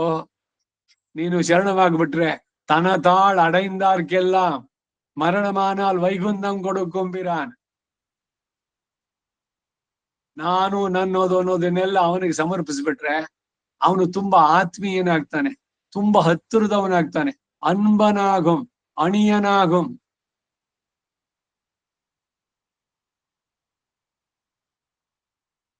ಎನದು ಆವಿ ನನ್ನ ಆತ್ಮವನ್ನ ತಂದೊಳಿಂದೆ ನಿನಗೆ ಸಮರ್ಪಿಸಿ ಬಿಟ್ಟಿದ್ದೇನೆ. ಇದೇನೆ ಆತ್ಮ ಸಮರ್ಪಣೆ, ಭರ ಸಮರ್ಪಣೆ, ಭರನ್ಯಾಸ, ಪ್ರಪತ್ತಿ, ಪ್ರಪದನ. ಇನ್ಮೇಲೆ ಮೀಳ್வது ಎಂಬುದು ಉಂಡೆ, ಕೊಟ್ಟಿದ್ದನ್ನ ಹಿಂದಕ್ಕೆ ತೆಗೆದುಕೊಳ್ಳೋದು ಏನಾದ್ರು ಒಂದುಂಟೋ? ನಾವು ಭಗವಂತನಿಗೆ ಒಪ್ಸಿದ್ಮೇಲೆ ಮತ್ತೆ ನಾನು ನಂದು ಅನ್ನೋದನ್ನ ಇಟ್ಕೊಂಡ್ರೆ ನೀವು ಕೊಟ್ರ ಹಾಗಾದ್ರೆ ನೋಡಿ, ನಿಮಗೆ ನಾನು ಒಂದ್ ಮನೆ ಬರ್ಕೊಟ್ಬೇಡ ಅಂತಿದ್ದೀನಿ. ಅವ್ರು ಸಿಗ್ದಾಗ್ಲೆಲ್ಲ ಹೇಳೋದಿದ್ದ, ನಿಮಗೆ ಒಂದ್ ಮನೇನ್ ಬರ್ಕೊಟ್ಬಿಡ್ತೀನಿ. ಅವ್ರು ಎಲ್ರ ಕಡೆ ಹೇಳಿದ್ರು, ನೋಡಿ ಅವ್ರು ಎಷ್ಟು ಉದಾರಿಗಳು, ಒಂದು ಫ್ಲಾಟ್ ನನ್ನ ಹೆಸರಿಗೆ ಕೊಟ್ಬಿಡ್ತಾರಂತೆ. ಕೊಟ್ರೆ ಬಾಯಿನಲ್ಲಿ ಹೇಳಿದ್, ಇಲ್ಲ ಇಲ್ಲ ನಾನ್ ನಿಮ್ಗೆ ಕೊಡೋತೀನಿ. ಯಾವಾಗ ಕೊಡೋದು? ಹಾಗೆ ಭಗವಂತನಿಗೆ ನಾನು ಸಮರ್ಪಣೆ ಮಾಡಿದ್ದೀನಿ ಅಂತ ಹೇಳ್ಬಿಟ್ಟು ಮತ್ತೆ ನಾನು ಅಂತಿದ್ರೆ ನೀವು ಕೊಟ್ರೋ ನಿಮ್ಮನ್ನ ಪೂರ್ಣವಾಗಿ? ಕೊಟ್ಟ ಮೇಲೆ ಮರ್ತು ಬಿಡ್ಬೇಕು. ಅದಕ್ಕೆ ಕೊಡೋ ವಿಧಾನದಲ್ಲಿ ಏನು? ಸಂಪ್ರದದೆ ನಮಃ ನಮಃ. ನಿನಗೆ ನಮಸ್ಕಾರ, ಯಾಕೆಂದ್ರೆ ನೀನು ಸ್ವೀಕರಿಸ್ತಾ ಇದೆಯಲ್ಲ. ನಾನು ಕೊಡ್ತಾ ಇದ್ದೀನಿ ಅನ್ನೋ ಅಹಂಕಾರ ಅಲ್ಲ, ನೀನು ಸ್ವೀಕರಿಸೋ.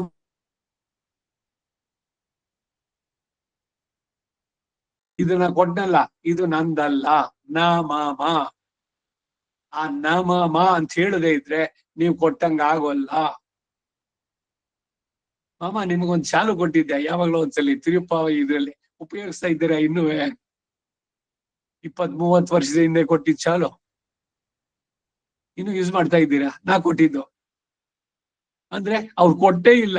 ಯಾಕೆಂದ್ರೆ ಇನ್ನು ಅದ್ರ ಬಗ್ಗೆ ಅದ್ ನಾ ಕೊಟ್ಟಿದ್ದು ಅನ್ನೋದು ಇದೆಯಲ್ಲ, ಅದ್ ನಾನೇ ಇಟ್ಕೊಂಡ್ನೋ, ಇಲ್ಲ ಯಾರಿಗಾರು ಕೊಟ್ನೋ, ಇಲ್ಲ ಅರದ್ ಬಿಸಾಕದ್ನೋ, ಎಲ್ಲ ಎಸದ್ನೋ, ಯಾವ್ದ್ರ ಬೇಕಾದ್ರೂ ತಲೆ ಕೆಡ್ಸ್ಕೋಬೇಕ ನೀವು? ಕೊಡೋದು ಅಂತಂದ್ರೆ ಕೊಟ್ಟ ಮೇಲೆ ಬರಿಬೇಕು, ರಾಮನಿಂದ ಕಲಿಬೇಕಂತ. ಅವ್ರು ಯಾರಿಗಾರು ಉಪಕಾರ ಮಾಡಿದ್ರೆ ಯಾರ ಹತ್ರನೂ ಹೇಳಿದ್ದಿಲ್ಲ. ಅವ್ರೇನಾದ್ರು ಬಂದ್ಬಿಟ್ಟು, ರಾಮ ನೀನೇ ಈ ಕೆಲಸವನ್ನು ಮಾಡಿದ್ದು, ನೀನು ವನವಾಸಕ್ಕೆ ಹೊರಡೋಕ್ ಮೊದ್ಲು ನೋಡು ನನಗೆ ಇಷ್ಟೆಲ್ಲ ದಾನ ಕೊಟ್ಟಿದ್ದೆ. ಹೌದಾ, ನಾನ ಕೊಟ್ಟಿದ್ದು ಅಂತ ನಾವು ಪೂರ ಮರ್ತ್ಬಿಟ್ಟ. ಅದನ್ನೇ ಯಾರೋ ಒಂದು ಚೂರು ಉಪಕಾರ ಮಾಡಿದ್ದನ್ನ ಅವನ ಜೀವನ ಪೂರ ಮರೆಯೋದೇ ಇಲ್ಲ ಅದನ್ನ. ಇದು ಕೃತಜ್ಞತೆ, ಉಪಕಾರ ಸ್ಮರಣೆ. ನಾವು ಇದಕ್ಕೆ ಉಲ್ಟಾ, ಅವನು ಮಾಡಿದ್ದನ್ನ ನಾವು ಕೊಟ್ಟಿದ್ದನ್ನ ನಾವು ಮರೆಯೋದಿಲ್ಲ. ಬೇರೆಯವ್ರು ಕೊಟ್ಟಿದ್ದು, ಅಯ್ಯೋ ಏನ್ ಮಹಾ ಅವ್ನು ಕೊಟ್ಟಿದ್ದು, ಹೌದು ಕೊಟ್ಟಿದ್ದ, ಅವ್ರು ನೀನೇ ಕೊಟ್ಟಿದ್ದ ಇದು? ನಾನೆಲ್ಲ ಮರ್ತೆ ವಿಷಯ.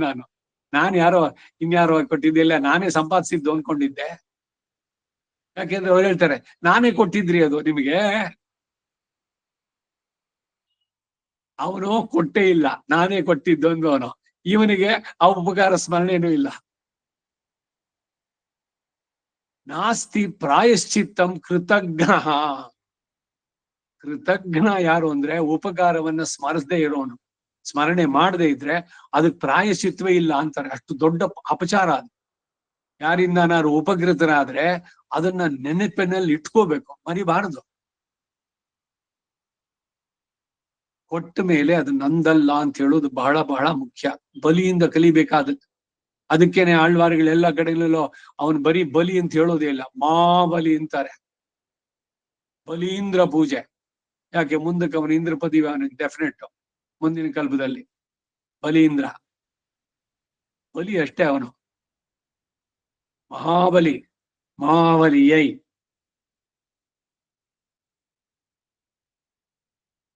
ಎನದು ಆವಿ ನನ್ನ ಆತ್ಮನಿಗೂ ಆವಿ. ನನ್ನ ಆತ್ಮನಿಗೆ ಆತ್ಮನಾಗಿರುವನೇನು ಪರಮಾತ್ಮ. ಅಂದ್ರೆ ನನ್ನ ಆತ್ಮ ಅಂದಾಗ ಇವಾಗೇನೋ ಇಲ್ಲಿ ಫಸ್ಟ್ ಶರೀರದೊಳಗಿರೋದು ನನ್ನ ಆತ್ಮ. ಆ ಆತ್ಮನಿಗೆ ಆತ್ಮನಾಗಿರೋ ನೀನು. ಇದು ಸರಿಯಾಗಿ ತಿಳಿದು ಬಿಟ್ರೆ ವಿಶಿಷ್ಟಾದ್ವೈತ ಪೂರ್ಣವಾಗಿ ತಿಳಿದಂತೆ. ಈ ಶರೀರಿ ಸಂಬಂಧ ಇದನ್ನೇ ಮತ್ತೆ ಅನೇಕ ಬಾರಿ ಹಿಂದೆ ಹೇಳಿದೆ, ಇನ್ನೂ ಒಂದ್ಸಲ ಇವಾಗ ಹೇಳ್ತಾ ಇದ್ದೀನಿ. ಈಗ ಶರೀರ ಇದೆ, ಶರೀರದೊಳಗೆ ಆತ್ಮ ಇದೆ. ಯಾರು ನಾನು ಅಂತ ಹೇಳುವಂತದ್ದು ಯಾರು? ಅವಳಿಗಿರೋ ಆತ್ಮ. ನಾನು ಇದು ನಂದ ಶರೀರ, ವಿವೇಕ ಇದ್ರೆ ಈ ಶರೀರ ಅಷ್ಟೇ ಹೇಳೋದು.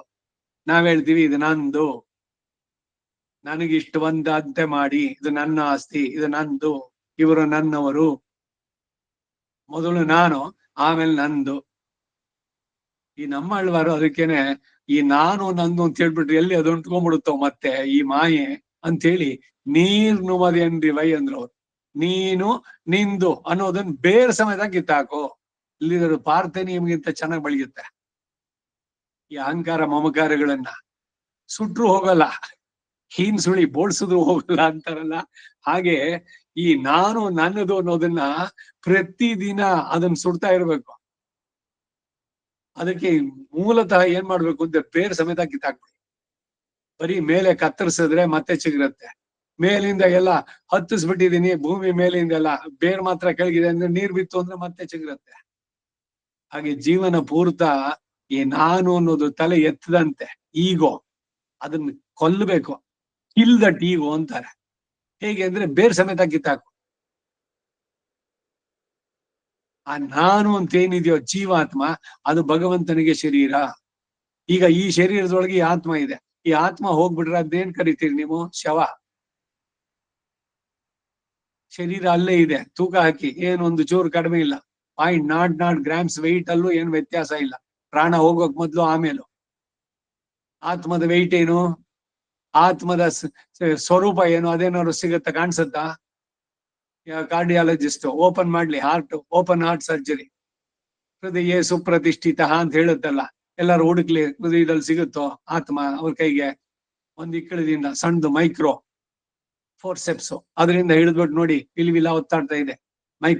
ಮೈಕ್ರೋಸ್ಕೋಪ್ ನಲ್ಲಿ ನೋಡಿದ್ರೆ ಆ ಕ್ರಿಮಿಗಳು ಕಾಣಿಸುತ್ತಲ್ಲ ನೋಡಿ, ಅದು ಆತ್ಮ ಅಂತ ತೋರ್ಸಕ್ ಸಾಧ್ಯನೋ? ಇಂದ್ರಿಯಗಳಿಗೆ ಸಿಲುಕೊಲ್ಲ, ಆದ್ರೆ ಅವನಿಲ್ವಾ? ಗಾಳಿ ಕಾಣಿಸುತ್ತೋ ನಮ್ ಕಣಿಗೆ, ಆದ್ರೆ ಗಾಳಿಯ ತಂಪು ಅದನ್ನ ನಿಮ್ಮ ಸಂವೇದನೆ ಅನುಭವಿಸ್ಲಿಲ್ವೋ? ಹಾಗೆ ಶ್ರುತಿಗಳು ಪ್ರಧಾನ, ಅದರಲ್ಲಿಂದಾನೇ ತಿಳಿಬೇಕಾದದ್ದು ಆತ್ಮದ ಬಗ್ಗೆ ಆಗ್ಲಿ ಅಥವಾ ಪರಮಾತ್ಮನ ಬಗ್ಗೆ ಆಗ್ಲಿ. ಈಗ ಈ ಆತ್ಮ, ಆ ಆತ್ಮಕ್ಕೆ ಆತ್ಮನಾಗಿರೋನು ಅವನು ಇಲ್ದಿದ್ರೆ ಇಲ್ಲ. ಈಗ ಆತ್ಮ ಇಲ್ಲದಂತ ಶರೀರ ಇರುತ್ತೇನೋ? ಈ ಆತ್ಮ ಇಲ್ರಿ, ಬರೀ ಶರೀರ ಇದೆ. ಅದಕ್ಕೆ ಕಾಲ ಟೈಮಿಗೆ ಸರಿಯಾಗಿ ಏನೇನು ಕೊಡ್ಬೇಕು ಅದನ್ನೆಲ್ಲ ತಿನ್ನಿ, ಇನ್ನೊಂದಷ್ಟು ವರ್ಷ ಇರ್ಲಿ ಶರೀರ. ಎದ್ದು ಕೊಳ್ತು ಓಡಾಡಿ ಅದಕ್ಕೇನ್ ಬೇಕು? ಇಲ್ಲಿ ತನಕ ಎಲ್ಲ ಬರೀ ಆತ್ಮನಿಗೆ ಅಂತ ಮಾಡಿದ್ದು. ಈಗ ಶರೀರ ತಿನ್ನಿ, ಇದು ನನಗೆ ಸ್ವಂತವಾಗಿ, ಅದು ಶರೀರದ್ದು ಮೊದಲು. ಹಾಗೆ ಬೇರೆ ಬೇರೆ ಇದೆಯೋ? ಈ ವಂದನಾರ್ಪಣೆ ಉದಾಹರಣೆ ಹೇಳಿದ್ನಲ್ಲ, ಸಂಘದ ಪರವಾಗಿ ನಾನು ನಿಮಗೆ ವಂದನಾರ್ಪಣೆ, ಹಾಗೂ ವೈಯಕ್ತಿಕವಾಗಿ ನಿಮ್ಮ ವೈಯಕ್ತಿಕ ಏನ್ ಬಂತಲ್ಲಿ? ಇದೇನೇ ವ್ಯತ್ಯಾಸ ಇಲ್ಲಿ. ಸಮರ್ಪಣೆ ಮಾಡಿದ್ಮೇಲೆ ನೀನ್ ಸಂಘದಲ್ಲಿ ನೀನು ಅಧಿಕಾರಿ ಆಗಿದ್ದಾಗ ಸಂಘವನ್ನು ರೆಪ್ರೆಸೆಂಟ್ ಮಾಡಿದಾಗ ನೀನ್ ಅದ್ರಲ್ಲಿ ಇಲ್ವೋ? ಅದೇನು ನಿನ್ನ ವೈಯಕ್ತಿಕ ಅಲ್ಲಿ? ಹಾಗೆ ಇಲ್ಲಿ ನಿನ್ನನ್ನು ನೀನು ಭಗವಂತನಿಗೆ ಸಮರ್ಪಣೆ ಮಾಡ್ಕೊಂಡ್ ಬಂದ್ಮೇಲೆ ನಿನ್ನ ಎಕ್ಸಿಸ್ಟೆನ್ಸ್ ಅಂತ ಸಪರೇಟ್ ಆಗಿ ಏನಾದ್ರು ಇದೆಯೇನೋ? ಆತ್ಮವಿಲ್ಲದಂತ ಶರೀರ ಇರೋದಕ್ ಸಾಧ್ಯನೇನೋ? ಪಡೆಯೋದಕ್ ಶುರುವಾಗುತ್ತೆ. 60-80 ವರ್ಷ ಆ ಶರೀರವನ್ನ ರಕ್ಷಣೆ ಮಾಡಿದವ್ರು ಯಾರು? ಅದರಿಂದ ಮಾಡಿದಂತ ಕೆಲಸಗಳೆಲ್ಲ ಯಾರಿಗಾಗಿತ್ತು? ಶರೀರಕ್ಕೆ ಅಂತ ಸಪರೇಟ್ ಆಗಿ ಏನಾದ್ರು ಮಾಡಿದ್ದುಂಟಾ? ಇದರ ಅರಿವು ಚೆನ್ನಾಗಿ ಉಂಟಾದ್ರೆ ಈ ಜೀವಾತ್ಮ ಭಗವಂತನಿಗೆ ಶರೀರ ಅಂದ್ರೆ ಟೋಟಲಿ ಪೂರ್ಣವಾಗಿ ಅವನನ್ನೇ ಅವಲಂಬಿಸಿರೋದು. ಅದರಲ್ಲಿ ಅವನು ಧಾರಕ, ನಿಯಾಮ್ಯ, ಶೇಷಿ. ಈ ಅರಿವು ಉಂಟಾದ್ರೆ ಇನ್ನು ಮುಂದಕ್ಕೆ ನಾನು ಅಥವಾ ಇದು ನನಗೆ, ಅದರ ಫಲ ನನಗ್ ಸಿಗ್ಲಿ, ನಾನು ಮಾಡ್ತೀನಿ ಅಂತಂದ್ರೆ ಮೂರ್ಖ. ನೀನ್ ಒಪ್ಸೇ ಇಲ್ಲ. ಹಾಗಾದ್ರೆ ಎಲ್ಲ ಕೊಡ್ತೀನಿ ಅಂತ ಹೇಳಿದ್ದು ಕೊಡ್ಲೇ ಇಲ್ಲ.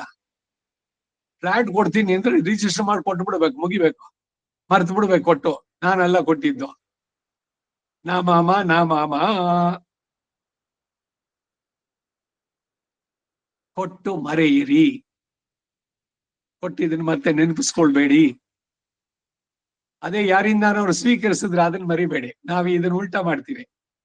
ನಾವ್ ಯಾರಿಗಾರು ಕೊಟ್ಟಿದ್ದನ್ನ ನಾವು ಮರೆಯೋದೇ ಇಲ್ಲ, ಎಷ್ಟು ವರ್ಷ ಆದ್ರೂ ಕೂಡ.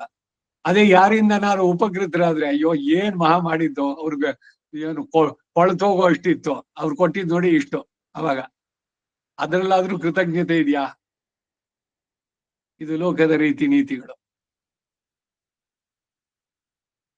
ನನ್ನ ಆತ್ಮನಿಗೂ ಆವಿ ಆತ್ಮನಾಗಿರುವನು ನೀನು, ಆದ್ದರಿಂದ ನೀನು ಪರಮಾತ್ಮ. ಎನದು ಆವಿಯಾರ್, ನನ್ನ ಆತ್ಮ ಯಾರು? ಯಾರ್? ನಾನ್ ಯಾರು? ತಂದ ನೀ ಸೃಷ್ಟಿಸಿಕೊಟ್ಟಂತ ನೀನೇ ತಾನೆ. ಕೊಂಡ ಹಾಕಿನೈ, ಅದನ್ನ ಪುನಃ ಸ್ವೀಕರಿಸ್ತಾ ಇದ್ದೀಯೇ ಅಂತಂದ್ರು. ಇದು ಬರೀ ಪದದ ಅರ್ಥ. ಈಡು ಅದನ್ನ ಮುಂದಕ್ಕೆ ನೋಡೋಣ. ನಮ್ಮ ಆಳ್ವಾರ್ ತಿರುವಡಿಗಳೇ ಶರಣಂ. ಕವಿತಾರ್ಕಿಕ ಸಿಂಹಾಯ ಕಲ್ಯಾಣ ಗುಣಶಾಲಿನೇ ಶ್ರೀಮತೆ ವೆಂಕಟೇಶಾಯ ವೇದಾಂತ ಗುರವೇ ನಮಃ. ವಾದಿದ್ವಿಪಶಿರೋಭಂಗ ಪಂಚಾನನ ಪರಾಕ್ರಮಃ ಶ್ರೀಮಾನ್ ವೆಂಕಟನಾಥಾರ್ಯ ಸ್ಥಿರಂ ವಿಜಯತಾಂ ಭವಿ. ಶ್ರೀಮತೆ ನಿಗಮಾಂತ ಮಹಾದೇಶಿಕಾಯ ನಾಮ. ನಮಸ್ಕಾರ ಮಾಮ.